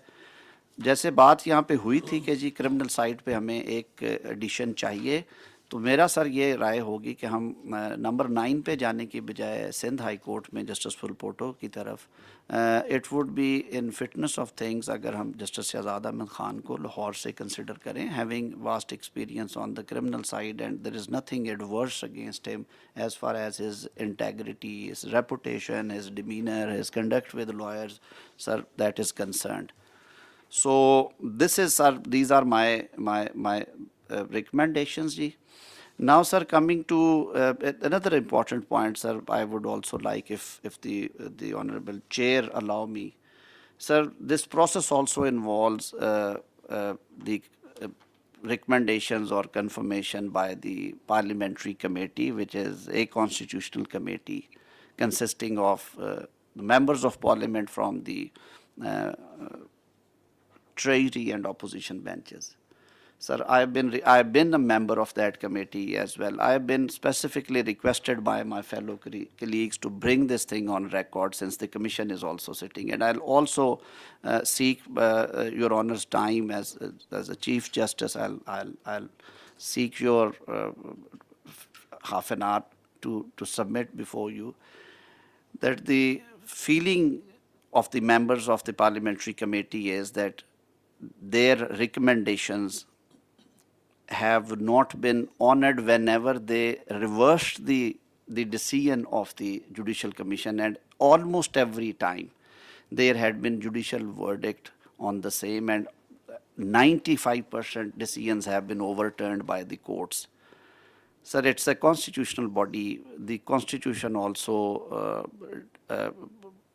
very clearly states that the doctrine of trichotomy of powers to be adhered to and to be followed and to be respected, sir. So with great honor, I think this is a forum I should bring on record that Munir Bhatti case needs to be revisited, sir, with great reverence and respect. اور اس کے لیے سر ضرور سوچیے کہ کسی time پہ سر اداروں کی تکریم اور توقیر رہے گی تو سر نظام اچھے چلیں گے. ان کا شروع سے سر ایگزیکٹو کا رول ہے. ہم جب ینگ لائرز آئے تھے تب یہ چیزیں نہیں تھیں. Governor chief justice concerned high court سے کنسلٹ کرتے تھے, نام بھیجتے تھے, وہاں سے انیشیٹ ہوتے تھے, اور چیف جسٹس جو تھے پاکستان ان کی کنسلٹیشن پرائم منسٹر سے ہوتی تھی, پریزیڈنٹ صاحب سر اپوائنٹ کر دیتے تھے. اس کو ہم نے ریپلیس کیا, اسٹیک ہولڈرز کو بٹھایا سر, ایگزیکٹو کے ساتھ ہم نے گورنمنٹ کے ساتھ ساتھ اپوزیشن کو رول دیا. سر جب ٹریری اور اپوزیشن دونوں مل کے یہ سمجھتے ہیں 2/3 میجورٹی سے کہ یہ نامینیشنز میں یہ چیز ہے, یہ جھول ہے, سر ان کا یہ ایک جو کانسٹیٹیوشنل فنکشن ہے جو انہوں نے گڈ فیتھ میں ایکسرسائز کیا, unless until there is clear evidence کہ کوئی انفارچونیٹلی کوئی بیڈ فیتھ یا میلافیڈی تھی. سر اس وجہ سے ان کو اوورٹرن کرنے سے پہلے سر بہت دفعہ سوچنا چاہیے. پیچھے 2 دفعہ ہوا ہے سر, اس سے پہلے بھی ہوتا رہا سر. تو منیر بھٹی کیس کو ریوزٹ کرنے کے لیے اگر یہ کمیشن میں آئے کسی ٹائم پہ اور کنسیڈر کیا جائے کسی اپروپریٹ کیس میں, شاید ایک آدھ کیس پینڈنگ بھی ہو, میں اس سے زیادہ بات نہیں کرتا. تو میں sir by summing up with respect, I would state that right now, sir, in view of the analysis made by Mr. Justice Sardar Tariq Masood after listening to the honorable judges, I don't support, sir, these nominations for the time being, sir. I would request that the rules may kindly be framed determining the principle of seniority and the functioning of the Judicial Commission of Pakistan. مجھے anxiety کا سر اندازہ ہے کہ court کی 5 seats خالی ہیں جو شاید پہلے کبھی نہیں ہوئی, لیکن سر ان میں سے 4 ابھی اویلیبل ہیں. سردار صاحب کی یہ بات بھی سر درست ہے کہ ہمیں جو ڈیمڈ ہے ابھی آنی ہے نامینیشن, جو سیٹ خالی ویکینسی آنی ہے سر, اس کے بارے میں بھی ابھی نہیں کرنا چاہیے سر. یہ پریسیڈنٹس کہیں شروع نہ ہو جائیں اور بہت آگے نہ چلی جائیں. اور دوسرا سر اس میں یہ ہوتا ہے کہ کئی دفعہ جب ہم ایسے میں جب 5 یا 4 نامینیشنز میں, تو یہی کہوں گا کہ سر 5 ہی ہو جانی ہے الٹیمیٹلی کرنی ہو, تو سر اس میں ہمیں اور زیادہ احتیاط برتنی چاہیے. اور پھر جب اوور آل پول ہے سر اس کو بھی بڑا کریں. میں ریسپیکٹفلی آئی وڈ سے کہ justice Athar Minallah is also a very honourable جج, ایکسپیرینسڈ ہیں, آئی بین اپیئرنگ بیفور ہم ان کی ججمنٹس پڑھتے ہیں. اسلام آباد ہائی کورٹ سے پہلے بھی سر آئے تھے یہاں پہ چیف جسٹس, جو جسٹس اقبال حمود الرحمان صاحب, انہیں سر ضرور کنسیڈر کریں. He would be a good addition to Supreme Court of Pakistan. اور کورٹ سر اس سے جو دوسرا جو لوگوں میں یہ پرسیپشن ہے کہ سینئر موسٹ ججز جو ہیں اگر ان میں کوئی اس طرح کے نیگیٹو فیکٹرز نہیں ہیں, وہ نہیں سر آ رہا ہے کورٹ سپریم کورٹ میں, اور وہ بیلنس جو ہے سینیورٹی کے حوالے سے یا فٹنس کے حوالے سے اس پہ باتیں ہوتی ہیں سر. یہ زیادہ ٹرانسپیرنٹ چیزیں ہو جائیں گی. اسی طرح سر جب آپ نامینیشنز کنسیڈر کرنے لگیں تو ضرور کنسیڈر کریں جو پشاور کے باقی 2 جج صاحبان ہیں ان کو پیرٹی میں دیکھیں, کمیشن اس کو تاکہ اپنی ہم رائے دے سکیں. اور ان گزارشات کے ساتھ سر میں right now sir I don't support the nominations. بہت شکریہ سر.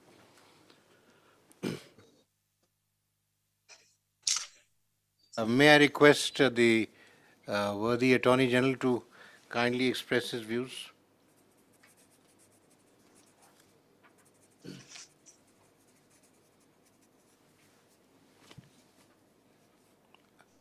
Ashtar Saab, we can't hear you. In mute کر لیں سر, ان میوٹ کر لیجئے گا. یو آر میوٹ پہ ہیں آپ.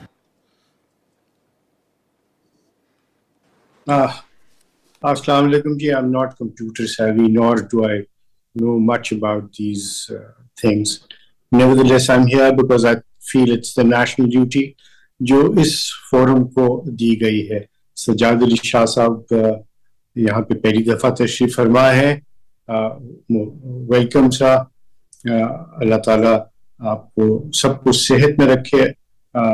آپ کے پیغامات مجھے ملتے رہے ہیں. آپ کا بہت مشکور ہوں کہ آپ میرے بارے میں میری صحت کے بارے میں تشویش کا اظہار کیا اور آپ کی دعائیں میں ساتھ ہیں. بہت شکریہ. جیسے میں نے پہلے عرض کیا, یہ ایک بہت ہی نیشنل امپورٹنس کی بات ہے اور اس کے اندر ایک بہت بھاری ذمہ داری ہے ہم سب کے اوپر. نامینیشن چاہے وہ ہائی کورٹ کے ججز کی ہو, چاہے وہ سپریم کورٹ کے ججز کی ہو, اس ملک کی آنے والی تاریخ کے اوپر بہت بڑا جو ہے وہ اثر رکھتی ہے, کیونکہ انٹرپریٹیشن آف دی لا اور کانسٹیٹیوشن جو ہے وہ ان کورٹس کا, خاص طور پہ ایپکس کورٹ کا ایک بہت بھاری کام ہے. میں نے بغور سنا, مجھے انفارچونیٹلی چونکہ ڈاکومنٹس میں دیکھ نہیں سکا اور مجھ تک لو ڈاؤن بھی نہیں پہنچ سکا, تو میں قاصر ہوں ان چیزوں کے اوپر کامنٹ کرنے پہ جو میں نے دیکھی نہیں. یہاں پہ بات ہوئی ٹرانسپیرنسی کی, اور ہمیشہ ہوتی ہے. میں ٹرانسپیرنسی تو بالکل دیٹ از گیون سر. میں اس سے زیادہ ایک چیز کے اوپر ایمفسائز کرنا چاہوں گا, وہ ہے انفارمڈ ڈیسیژن. اور انفارمڈ ڈیسیژن کے لیے ازحد ضروری ہے کہ ہمارے پاس تمام تر ڈیٹا ہو. اور جو ڈیٹا پرووائڈ کیا گیا, مجھے ایک خوشی بھی ہے اور میں کمپلیمنٹ کروں گا سردار صاحب کو کہ انہوں نے اتنی عرق ریزی کے ساتھ اس کے اوپر کام کیا. اب جب ہم اس دونوں ڈیٹاز کو جو ہمارے پاس موجود ہیں اور جو آپ نے نکالا, میں اس سے جو ہے میرے ذہن میں یہ ایک ابہام سا ہے کہ کس طریقے سے اس سارے معاملے کو آپ جج کریں گے جب آپ کوئی لٹمس ٹیسٹ جو ہے وہی ابھی ہمارا نہیں بنا ہوا, اور ہم شاید ایک ہی سر طرف دیکھ رہے ہیں اور دوسری طرف نہیں دیکھ رہے, اور ہم صرف دیکھ رہے ہیں کہ ان کے فیصلے ہم نے جیسے پڑھے ہیں ان سے ہم کیا اخذ کر سکتے ہیں.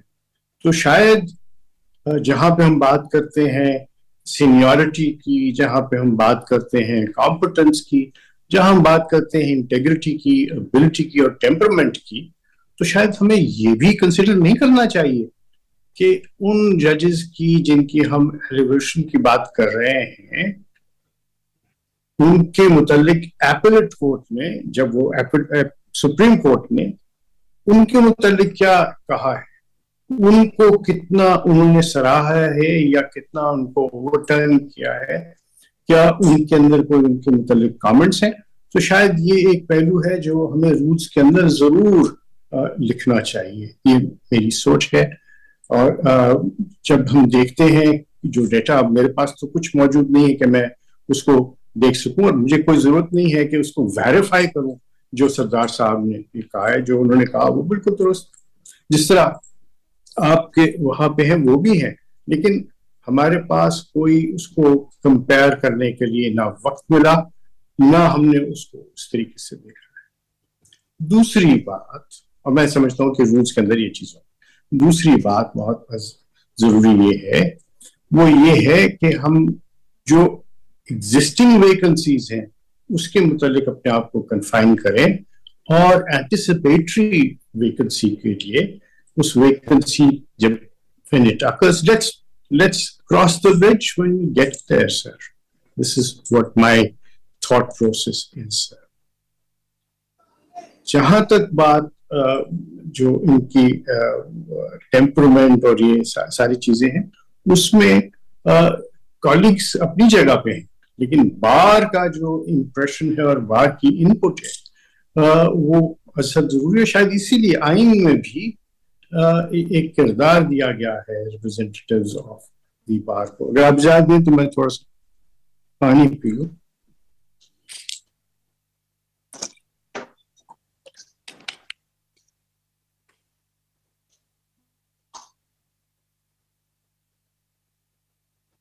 جہاں تک ریکمینڈیشنز کی بات ہے وہ ریکمینڈیشنز جو ہیں وہ تو تابع ہوں گی جب ہمارے پاس ایک رولز کے ایک جس کو میں کہوں گا ایک فرما کہہ لیجئے یا ایک کہہ لیجئے باکسز ہوں جن کو ہم ٹک کریں. اور اس میں شاید یہ مسنگ ہے ابھی تک کہ سپریم کورٹ نے ان آنریبل ججز کے متعلق ان کی ججمنٹس کے متعلق کیا کہا. میں جہاں تک عثمانی صاحب نے اپنی رائے دی ہے وہ بھی بالکل لائق ہے. ان کا اپنا ایک امپریشن ہے اس کے بارے میں اور جو میں ساری جو سینس لے رہا ہوں وہ شاید یہی ہے کہ اس میں ہم جلدی نہ کریں, اس کے اندر رولز میں جلدی کریں, رولز بنانے میں جلدی کریں تاکہ ہم ایک انفارمڈ ڈیسیژن لے سکیں مل کے.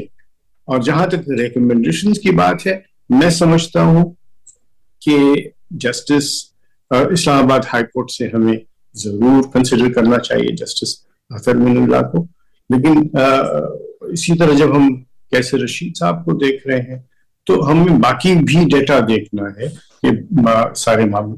لیکن وہاں پہ بھی ایک بات میں ضرور کہنا چاہوں گا کہ ہمیں یہ بھی ملحوظ خاطر رکھنا چاہیے کہ جن صاحب کو ہم نامینیٹ کر رہے ہیں سپریم کورٹ میں ان کے پاس کتنا عرصہ ہوگا سپریم کورٹ پہ بیٹھ کے کوئی فیصلے کرنے کا. اگر وہ صرف 3 برس ہیں تو شاید وہ کافی نہیں ہوتا.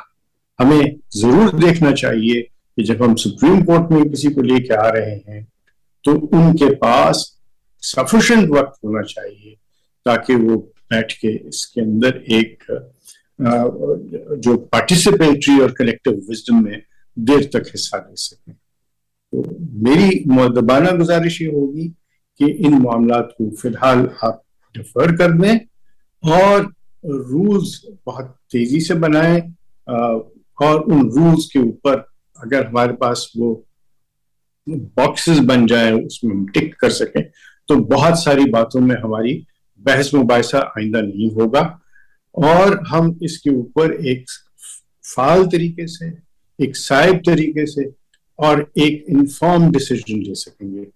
میں شکر گزار ہوں کہ آپ نے مجھے موقع دیا کہ میں اپنی خیالات کا آپ کے ساتھ شیئر کر سکوں, اظہار کر سکوں. بہت بہت شکریہ جی. جسٹس قاضی فائزی صاحب آپ بات کرنا چاہیں گے یا اختر صاحب کے بات کریں گے؟ میں نے آپ سے گزارش کر دی ہے. اختر صاحب پھر آپ فرمائیے جی. بہت بہت شکریہ سر. سب سے پہلے میں بھی جسٹس سجاد علی شاہ صاحب کو ویلکم کہوں گا کہ وہ پہلی دفعہ کمیشن میں آئے ہیں اور دعا کروں گا اشتراف صاحب کے لیے کہ ان کو اللہ تعالیٰ جلد سے احتجاب کرے. سر میں بھی زیادہ ٹائم نہیں لوں گا کیونکہ کافی جو باتیں میں کہنا چاہتا ہوں وہ کچھ پہلے سردار صاحب نے اور ہمارے لا منسٹر صاحب نے جو ہے وہ کی ہیں. And I will also start with the seniority principal.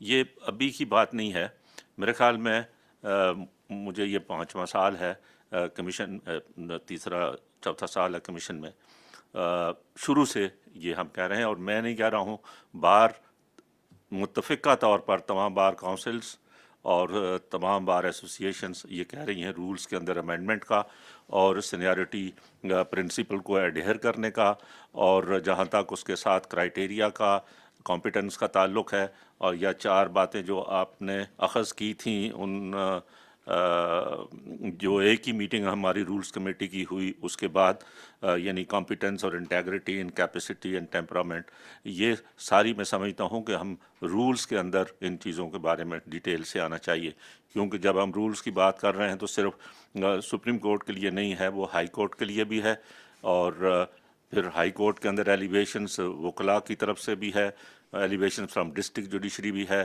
Tribunals से भी लिए जा सकते हैं। तो तमाम आस्पेक्ट्स के बारे में हमारी फर्स्ट जो है वो मदबाना रिक्वेस्ट फिर इस कमीशन से और चेयरमैन साहब से है कि हमें रूल्स फ्रेम जल्द से जल्द करने चाहिए। और जिस तरह से पहले रूल्स कमेटी कई दफ़ा बनी लेकिन वो उसके बाद फिर उस पर काम नहीं हो सका। सेकेंडली, जहाँ तक ताल्लुक़ है सिंध के अंदर जो है वो जजेस की एलिवेशन का, तो सबसे पहले तो सर मैं I am very grateful and thankful to honourable chairman and honourable chief justice कि इस मीटिंग के अलावा भी उन्होंने कई दफ़ा डिस्कशन की और मौका दिया हमें बात करने का। तो हमने ये अर्ज़ किया कि ये जो हमारे चीफ जस्टिस साहब हैं सिंध हाई कोर्ट के, उनका नोटिफिकेशन एज एन एडहॉक जज अभी तक है, विदड्रॉ नहीं हुआ टू माई नॉलेज। अगर उनका नोटिफिकेशन एज एन एडहॉक जज अभी तक है तो वो उनको ये कैसे नहीं कह सकते कि वो कॉम्पिटेंट नहीं है टू बी ए जज ऑफ दी सुप्रीम कोर्ट। तो इसलिए पहले हमेशा मैं ये अर्ज़ करता रहा हूँ कि भाई पहले उनके बारे में डिसाइड करें कि भाई वो, और अगर इसके बाद अभी वो उनको परमानेंट जज बनाने से अगर वो आने के लिए भी इनकार करते हैं तो फिर आई एग्री विद सरदार साहब के उनके खिलाफ फिर कोई और कार्रवाई होनी चाहिए। तो इसलिए पहली चीज़ तो यहीं से हमारा सिंध हाई कोर्ट के बारे में मसाइल जो है वो शुरू होते हैं, और उसी वजह से पहले भी मैं यहाँ खुशकिस्मती है हमारी सजाद अली शाह साहब भी मौजूद हैं और सरमद साहब भी कि हमारी हाई कोर्ट के अंदर काफ़ी चीज़ें इन कई सालों के अंदर जो है वो ये चीज़ें हो रही हैं, और जजेस के अंदर भी, और मैंने बग़ैर इस मीटिंग के भी कहा है कि एक अरसे तक जजेस टी रूम में नहीं जाते, एक दूसरे के साथ जो है वो एंटेगोनिज़म है। तो ये सारा डिपेंड करता है लीडरशिप पर कि अगर चीफ जस्टिस साहब जो है वो कमांड रखते हैं और बोर्ड हैं और चीज़ें हैं तो हाई कोर्ट की फंक्शनिंग भी बेहतर होगी। मैं सर मैंने एक लेटर रिसीव किया, रेजिग्नेशन आज वो अखबार में भी आ गया है किसी एक सिविल जज का, और वो सिविल जज ने जो है वो 6-7-8 पेज का लेटर लिखा है, so nicely written letter, और so he has analyzed the functioning of the judiciary, district judiciary Sindh में। तो इतनी हमारे यहाँ खराबियाँ पैदा हो चुकी हैं कि उनको सर आपको और इस कमीशन को गौर करने की ज़रूरत है।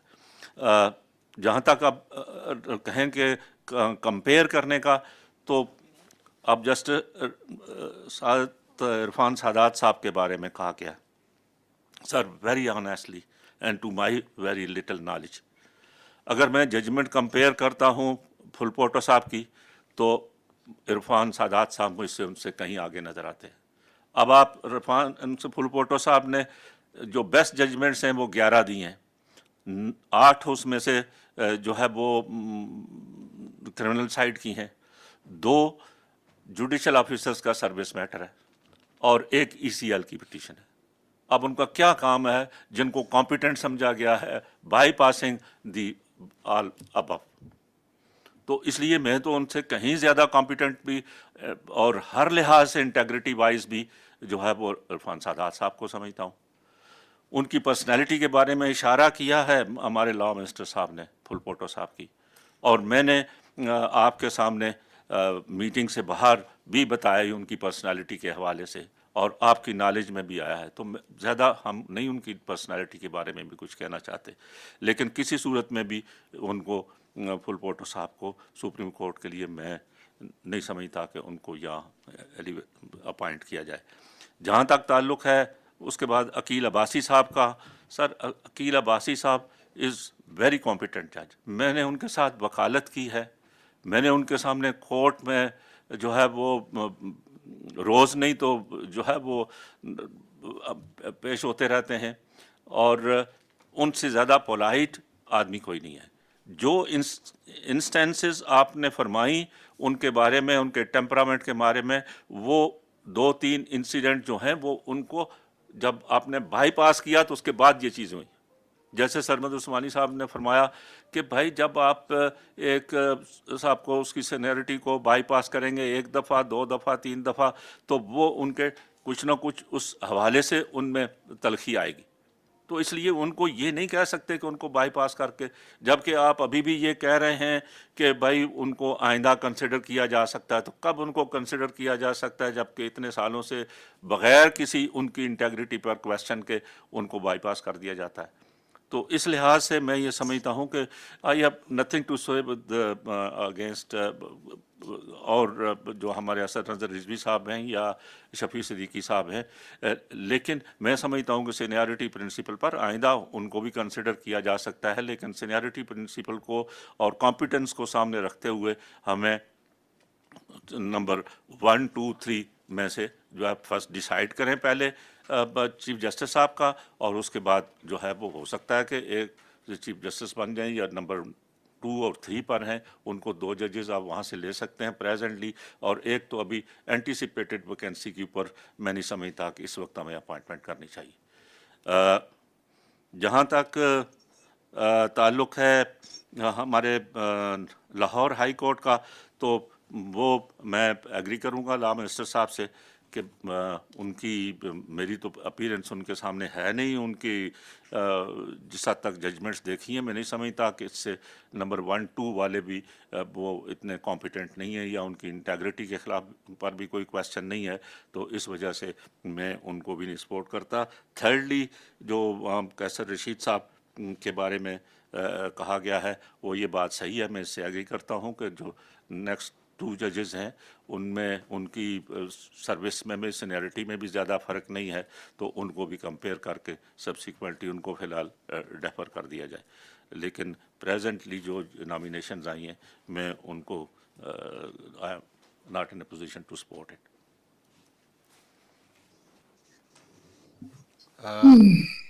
I think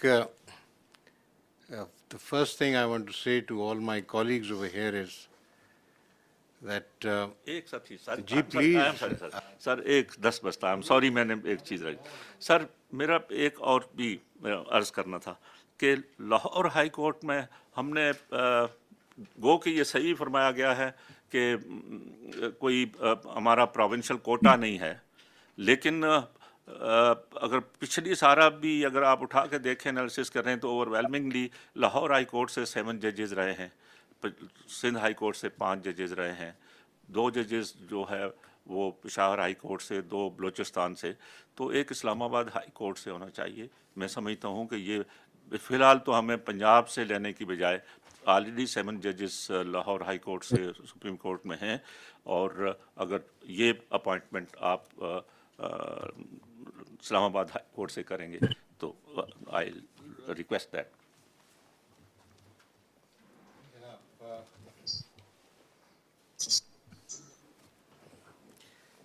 I would like to thank all the members of the commission for giving their valuable thoughts. I would have requested Justice Faiz Isa to express his thoughts, but he doesn't want to share them till I've spoken. Out of courtesy, Justice Faiz Isa, I'll say something now, but if you have something that requires my input, I would then respond to that. First thing that I can gather from our discussion today is that mashallah, the learned two judges, Justice Tariq Masood Saab and Justice Sarmad Usmani Saab, are both of the view that Mr. Pulpoto writes average judgments.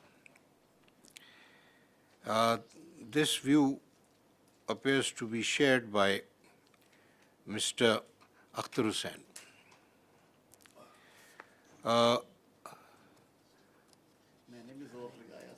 And Mr. Tarad, Azam Nazir Tarad also is of the same view. I respect that view. And so I think one thing we can decide is that we will not press his name.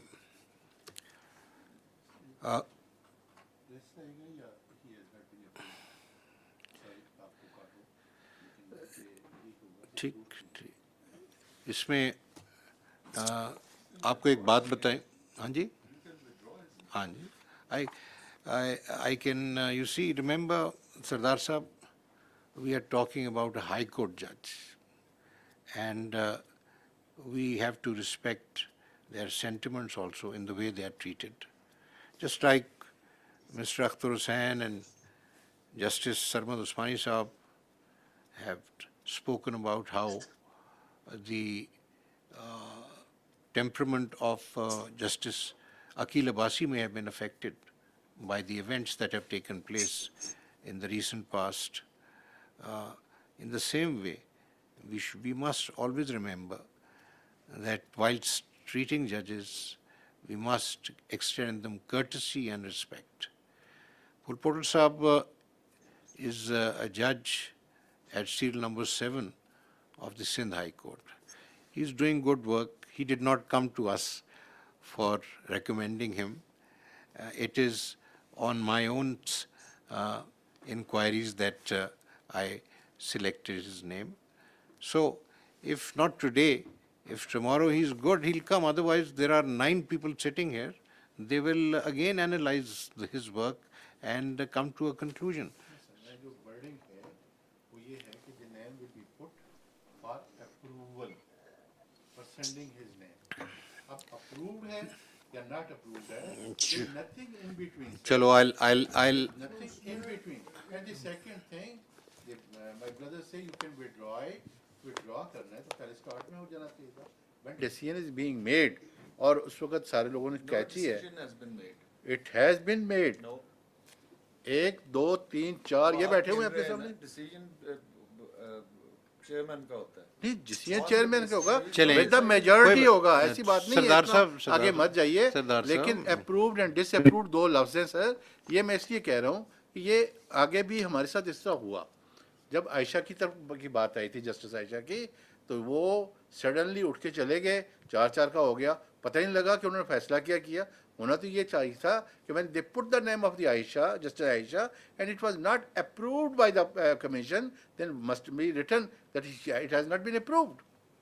और ये देखें sir ये इस तरीके से इससे तो फिर मामला ही नहीं एंड होता रोज़ दूसरे दिन फिर वही बंदे आ जाएंगे जी तीसरे दिन फिर वही बंदे आ जाएंगे आ सकते होंगे तो मुझे कोई इतराज़ नहीं है लेकिन एटलीस्ट टुडे जो आज वर्ड है वो ये है कि their name has been disapproved बस दिस यू नीड यही मिनट्स में आना चाहिए Chale, we'll keep that in mind. We'll keep that in mind. You feel very strongly about this because you did the same thing when we had said the same thing when we had the Sindh High Court elevations in mind under consideration. And I understand your point of view. You are concerned that once someone is rejected, then he should not come up again. Bas theek hai. Constitution बताएगा हाँ जी लेकिन इस वक्त तो यही है कि their name has not been they have not been approved ये चले ठीक है जी understood. Now with respect to the other names, the suggestion which appears to have been made is that we should settle the rules. and thereafter take up these elevations. So, on those names, I think that there is no serious objection right now on a one-to-one basis, and there is, on the other hand, a suggestion that we should consider some other learned judges who have been mentioned during the discussion on account of their competence and capability and so forth, integrity being the first, for elevation to the, or for appointment to the Supreme Court. So, in relation to the remaining judges or judges that I've proposed, I would say that let's defer this meeting and examine the possibility of reducing our criteria into a firm basis for assessing candidates. The only request in this behalf I would make to you is that when I was sitting with Mr. Akhtar Hussain and Justice Sarmad Usmani Saab and the Attorney General at that time, we had a fruitful discussion, and these were the 4 points that emerged, which have now been treated by me as the ruling criteria. In addition to that, the consideration that we should assess the candidates on a seniority basis. Now, this will only happen in the Supreme Court because the high courts are not based on seniority, except for the district court judges, district judiciary judges. For the Supreme Court, we should go in accordance with seniority. Now, I have tried to subscribe that principle in making my proposals. I've tried to give reasons favoring the candidates I have recommended and the learned judges who have been bypassed. The difficulty I was facing, and this I want to share particularly with Sardar Tariq Masood Saab, because he has been very vociferous about this, and so also Mr. Akhtar Hussain, who has also voiced the feeling of the bar. The difficulty is that once you have the criteria, you cannot turn it into an objective thing. Many of our considerations are subjective. In terms of integrity, I think all of us agree that there should be zero tolerance. Any judge of any quality, however superior, cannot be tolerated unless he is pure and honest. So, on integrity, we don't have a problem. On competence, we already have different views about different judges. We have to be very careful when we start expressing our views on judgments, one. And number two, we have to keep in mind the kind of work we have in the Supreme Court. Seniority in the High Court is on account of their induction. The appointment to the Supreme Court is on account of their excellence in all the different attributes that are required in a judge of the Supreme Court. The 4 attributes may be the minimum, or they may have other shades which we can add, but at the moment, the important thing is we should bring the finest material to the Supreme Court, as Mr. Tarar just said. In this regard,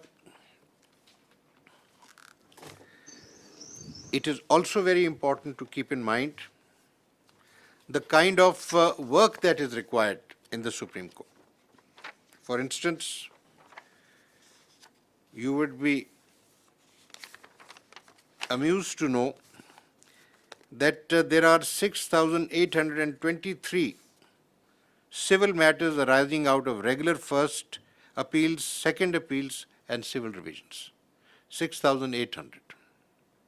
On the other hand, there are 10,118 cases pertaining to criminal matters, excluding NAB cases and bail applications. In 2019, we were informed that the criminal cases in the Supreme Court have ended and they have been finished, no pending case. Actually, what was stated was about the criminal appeals that were pending. But we have thousands of criminal petitions that are still pending. And Mr. Tarar is right in saying that we must look for a judge with criminal law specialty. Now, the point is that in Sindh, you have to keep in mind the complexion of that society. And that was one of the factors I kept in mind. Number two, we want a gentleman who can be a good support for a senior judge. Because if someone is coming for 3 years or 4 years, we have judges who can lead the bench, but they need support. What has happened, transpired today is that persons amongst members of the commission who are familiar with criminal law, they have opined that the quality of appreciation of law as well as record and evidence in Mr. Fulpoto's judgments is very average. Now, my understanding from my conversations with people was different. Conversations with persons who were dealing with him as advocates or as judges. But I respect that, and so I think to that extent we should go by the opinion. Insofar as the rest of your desires or wishes are concerned, please understand that from day one we cannot lay down something and then discover that it's a straitjacket. It is constraining us. It is far better to discuss things like this. For instance, in the Supreme Court, we decide questions of law, in constitutional matters, in civil matters, complicated questions of law, complicated questions of, for instance, tax, regulatory matters that come before us. And we are resolving those issues, so we need judges who have that capacity to interpret the law. One, we need judges who have capacity to deal with pure civil law. So we have to make a mix and at the same time observe the kind of ratio that has been in practice in the Supreme Court for representation from different provinces.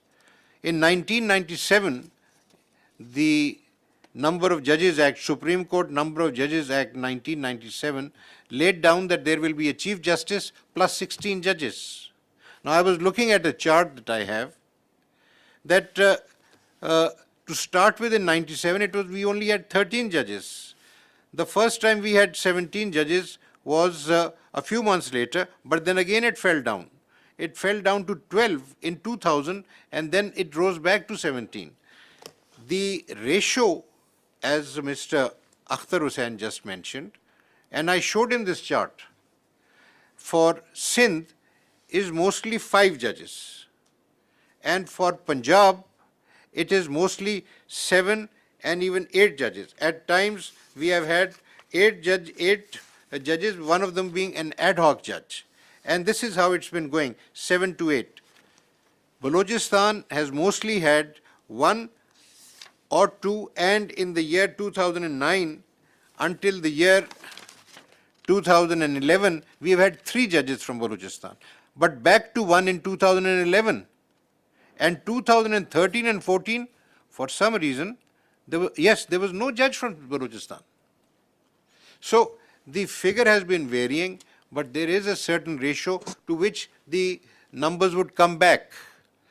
I want you, gentlemen, to understand that instead of treating this thing as one unity, we must respect the provincial entitlements.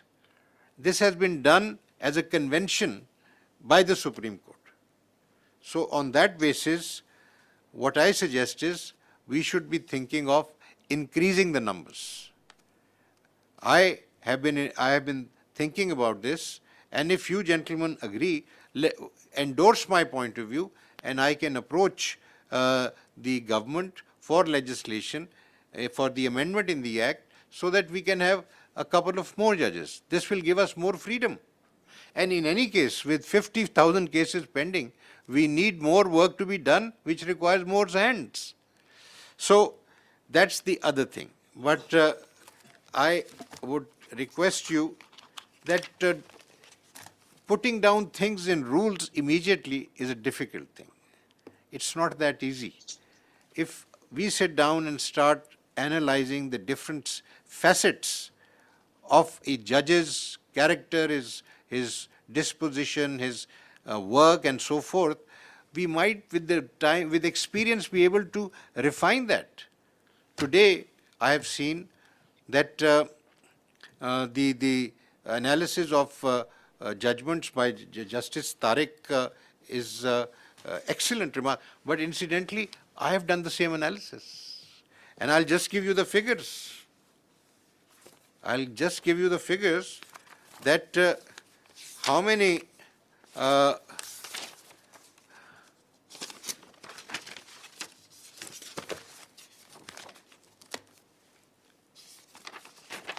the data that you have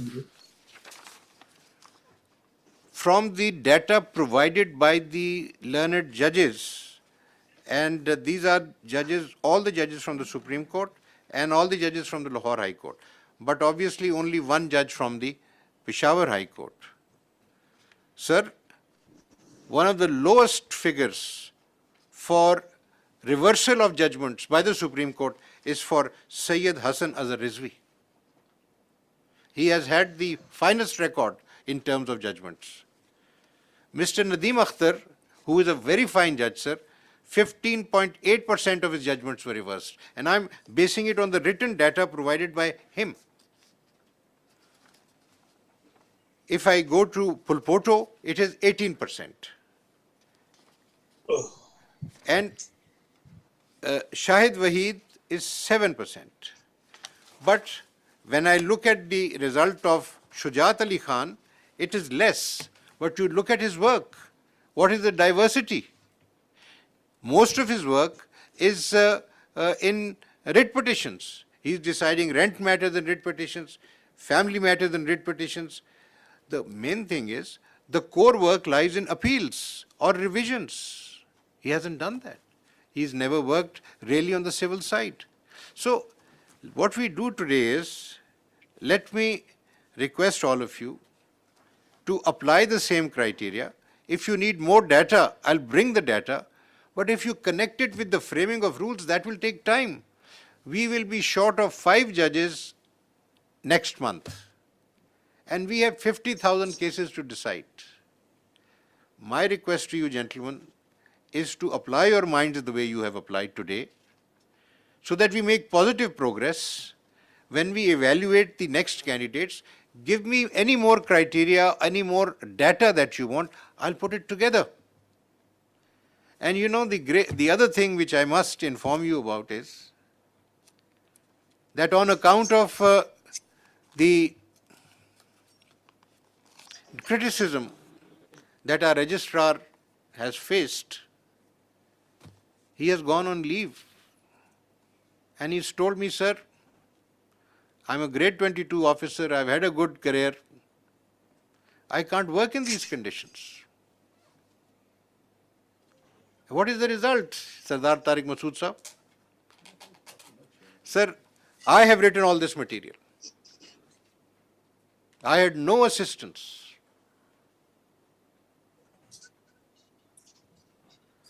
So we have to work as a team, and we have to build our team, strengthen our team.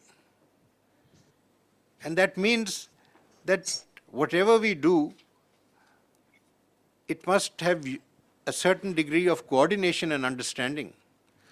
Imagine the kind of proceedings we've had today and what we did on 28th of June for 5 hours. I'm so grateful to each one of you for being focused and for being so clear in your formulations and statements. So, with your consent, gentlemen, let's say goodbye to Mr. Phulpoto. And I think to satisfy Justice Tariq Masood Saab, we would say that he has been considered but not found fit for elevation. Is this what you want to say? Not recommended. Not recommended for elevation. ठीक है जी? Okay. For the rest, we defer to meet again and for me to make further and other recommendations. You have given me some names. I don't want to discuss my reservations about Justice Akil Abbasi. I have material on that. Mr. Akhtar Hussain knows about it. And Mr. Tarar knows about it. And I have mentioned to some extent Justice Tariq Masood Saab also knows about it. But today I will tell you that I will meet him personally and I will form an opinion about him. If necessary, I will request one of my colleagues in this commission to join me and we can have an exchange with him, exchange of thoughts and so forth. And I'll come back and report that. In an informal meeting, without a formal meeting, I'll inform you I have respect for him. I mean, I have no connection with Karachi, no personal likes or dislikes, but I go by the record. I know of 3 incidents which took place, but agreed, Mr. Akhtar is right, all these incidents took place after he was bypassed. Okay? Let's see if it is workable. Otherwise, I'll place that material before you and you can think about it. जी जी इसको दबा दें. I don't want to change your opinion or to contradict Sardar Sahab. But one thing I'll say that Mr. Phulpoto, I know him personally. He was with me on the bench for 6 years. अच्छा. And his honesty is beyond question. Tariq साहब सरदार साहब को जो खबर मिली है मैं वो उसकी हद तक क्योंकि इन्होंने ये बात यहाँ कही है तो I wanted to bring this कि नहीं सरदार साहब ने जो बात देखे ना वो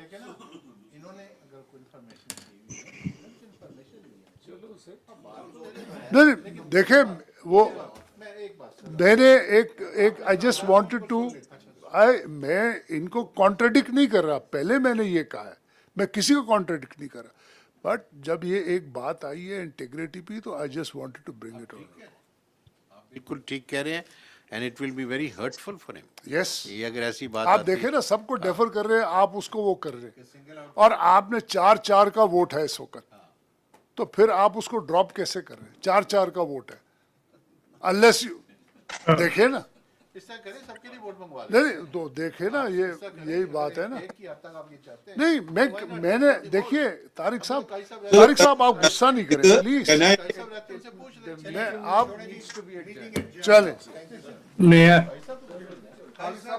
we are adjourning now because No, I have not spoken, sir. At least hear me. You can't do this. You had agreed to let me speak. बैठ जाइए. If you are going to do this, then Qazi I am साहब going ठीक है to. आप फरमाएं जी फरमाएं आप please बताइए क्या कहना चाहते हैं. नहीं जरा मुझे आपने जब अग्री कर लिया उठ के चले जाए ये तो सही नहीं है. अच्छा thank you very much honourable chief justice Shah साहब अगर तशरीफ रखें तो मैं कंटिन्यू करने की इजाजत दे. Sir, first things first, I like to call a spade, and maybe I'm not so flowery in my language, but never to my conscious knowledge say anything wrong. Anticipated vacancies are an illegality and unconstitutional. Look at the people in this room. Can they even contemplate violating the Constitution of Pakistan? The first point. The second point is on Article 206, seeking opinions from certain judges and not from certain judges, or certain judges unilaterally writing to the Chief Justice. I don't want to be here. Sir, there was a time when you asked me this, maybe even now, I would have said the same thing. Does that mean anything? Are we making 206 redundant? If a person asks and he says, yes, I want to be there, well, probably that's a disqualifying factor. The Constitution has provided a solution. You don't ask, you don't hear a person, sir, I want to become a judge of the Supreme Court. Sir, I don't want to become a judge of the Supreme Court. If you start doing this, we are violating the Constitution of Pakistan. We're talking about conventions. Here I'm talking about the letter of the Constitution. Please do not violate the Constitution. Please let us not rewrite the Constitution. I don't have such powers, nor do I claim such powers. Then we have talking about, there is another aspect. We immediately disregard the Chief Justices. After all, sir, you sit there because of being senior most. Your predecessors sat in your chair because they were senior most. Of course, the answer will come immediately. The Constitution provides that. Let us then not see the spirit of the Constitution and other reasons in the Constitution. Who sits on the Supreme Judicial Council? The junior most judge in this High Court? No. Two senior most Chief Justices. Why? That is the spirit of the Constitution. Two senior most Chief Justices. They can remove the judges in this room, but they're not fit to be appointed as judges to the Supreme Court. What irony. So if we are going to innovate, I do not like innovating with the Constitution or playing with the Constitution. I go by the letter of the Constitution. When that is not available, I look elsewhere in the Constitution. When that is not available, I look to the spirit of the Constitution. What does a Chief Justice bring to this court? Chief Justice brings experience as a Chief Justice. I could call myself a fairly successful lawyer, but what I learned as Chief Justice, I never would have learned as a judge. I had to deal with so many other matters. You know it. And all those who've been Chief Justice know it as well. It's altogether a different ball game. So we are saying, Chief Justices, you have gained such valuable experience. You can remove us sitting on the Supreme Judicial Council, but we're not fit enough to be brought here. Arbitrarily, by all means, consider them, analyze them, reject them. I have no issue. Bypass them, whatever word you want to use. But let's not first in army faction say, who wants to, you are volunteering for the job. No, sir. This is, first of all, we are all, and I respect each and every one of you, great learned constitutional minds. If I was known for any capacity, it was certainly not criminal law which brought me to the Supreme Court. But what was I made to give? What work I was given for 2 years? Criminal work.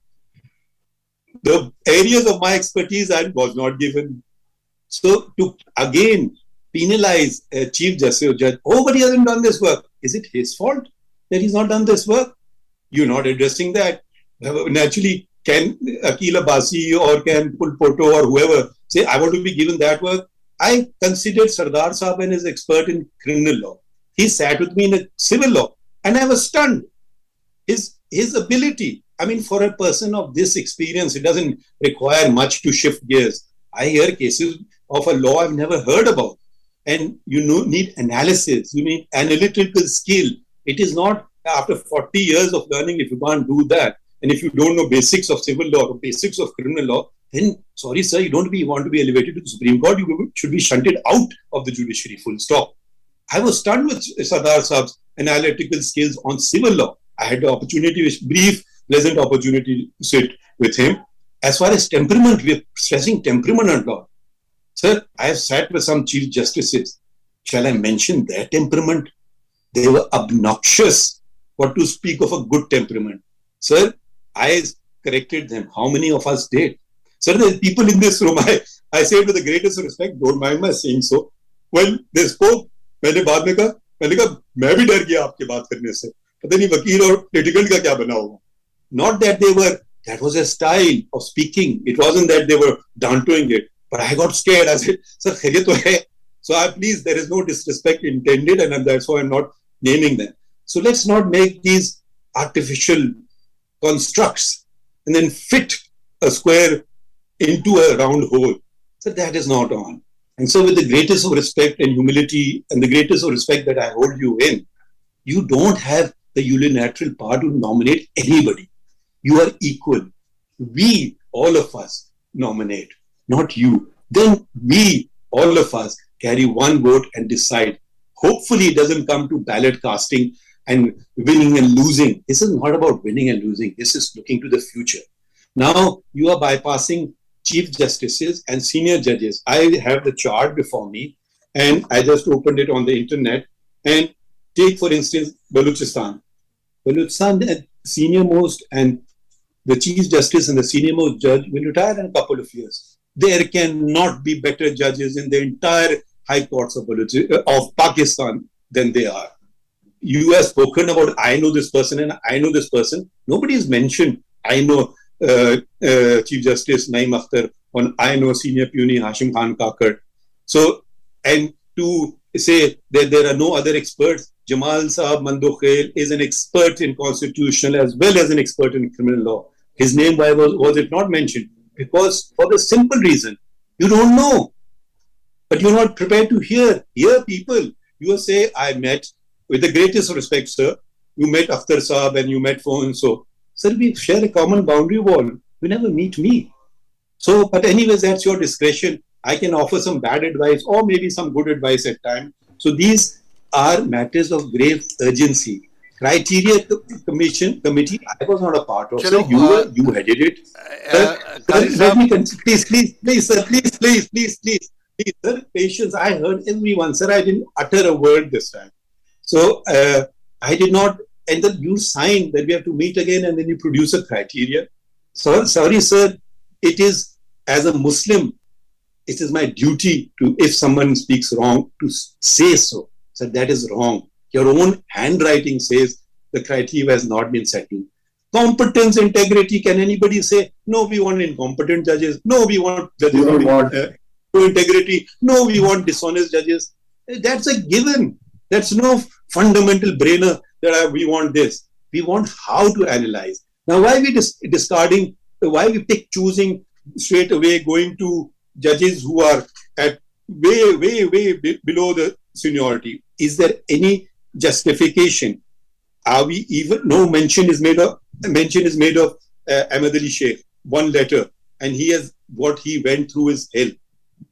I went through hell. I can say, I don't want to be a judge of the Supreme Court. So, is that enough? If I don't want to, I'll resign. But if you say want, it's not a question of my desire. I consider it my duty, not my desire. If it was my desire, I would not be a judge one single day. I have become a judge. Now I'll do my duty. Sir, चले my dying ये आप काजी साहब sir जरा 2 minute और बात करने दें। काजी साहब अब ये इसको आप मुकम्मल करें ना, बात तो आपकी हमने मान के एक प्रॉमिस आप करें, आपको बात को आप एक प्रॉमिस कर दें मुझे कि जब आप इस्लामाबाद आते हैं तो आप इस अंदाज में मेरे साथ बात करेंगे जैसे आप कर रहे हैं, तो फिर इंशाल्लाह देखना कि हमारी कितनी आपस में डिस्कशंस होंगे। मेरा अंदाज सर बहुत अच्छा है, आप भी थोड़ा सा मेरा अंदाज आराम सरदार तारिक साहब को भी बिठाएंगे अपने। अच्छा चलिए ठीक है सर, मैं अब मुझे जरा से बात करने दें। मैं चाहता हूं कि ये हम मुस्तरद करें इस बात को कि honourable chief justice has the sole discretion to appoint जजेस। मैं इस बात पे वोट करें कि the judicial commission of Pakistan will discuss the matter and not it should be done unilaterally by only consider the 5 volunteers put forward in true military fashion to volunteer for the mission. No, let's consider 10, let's consider 20. Let's Thank you, sir. put forward Can I later. And Sardar sir wants to say always consider that.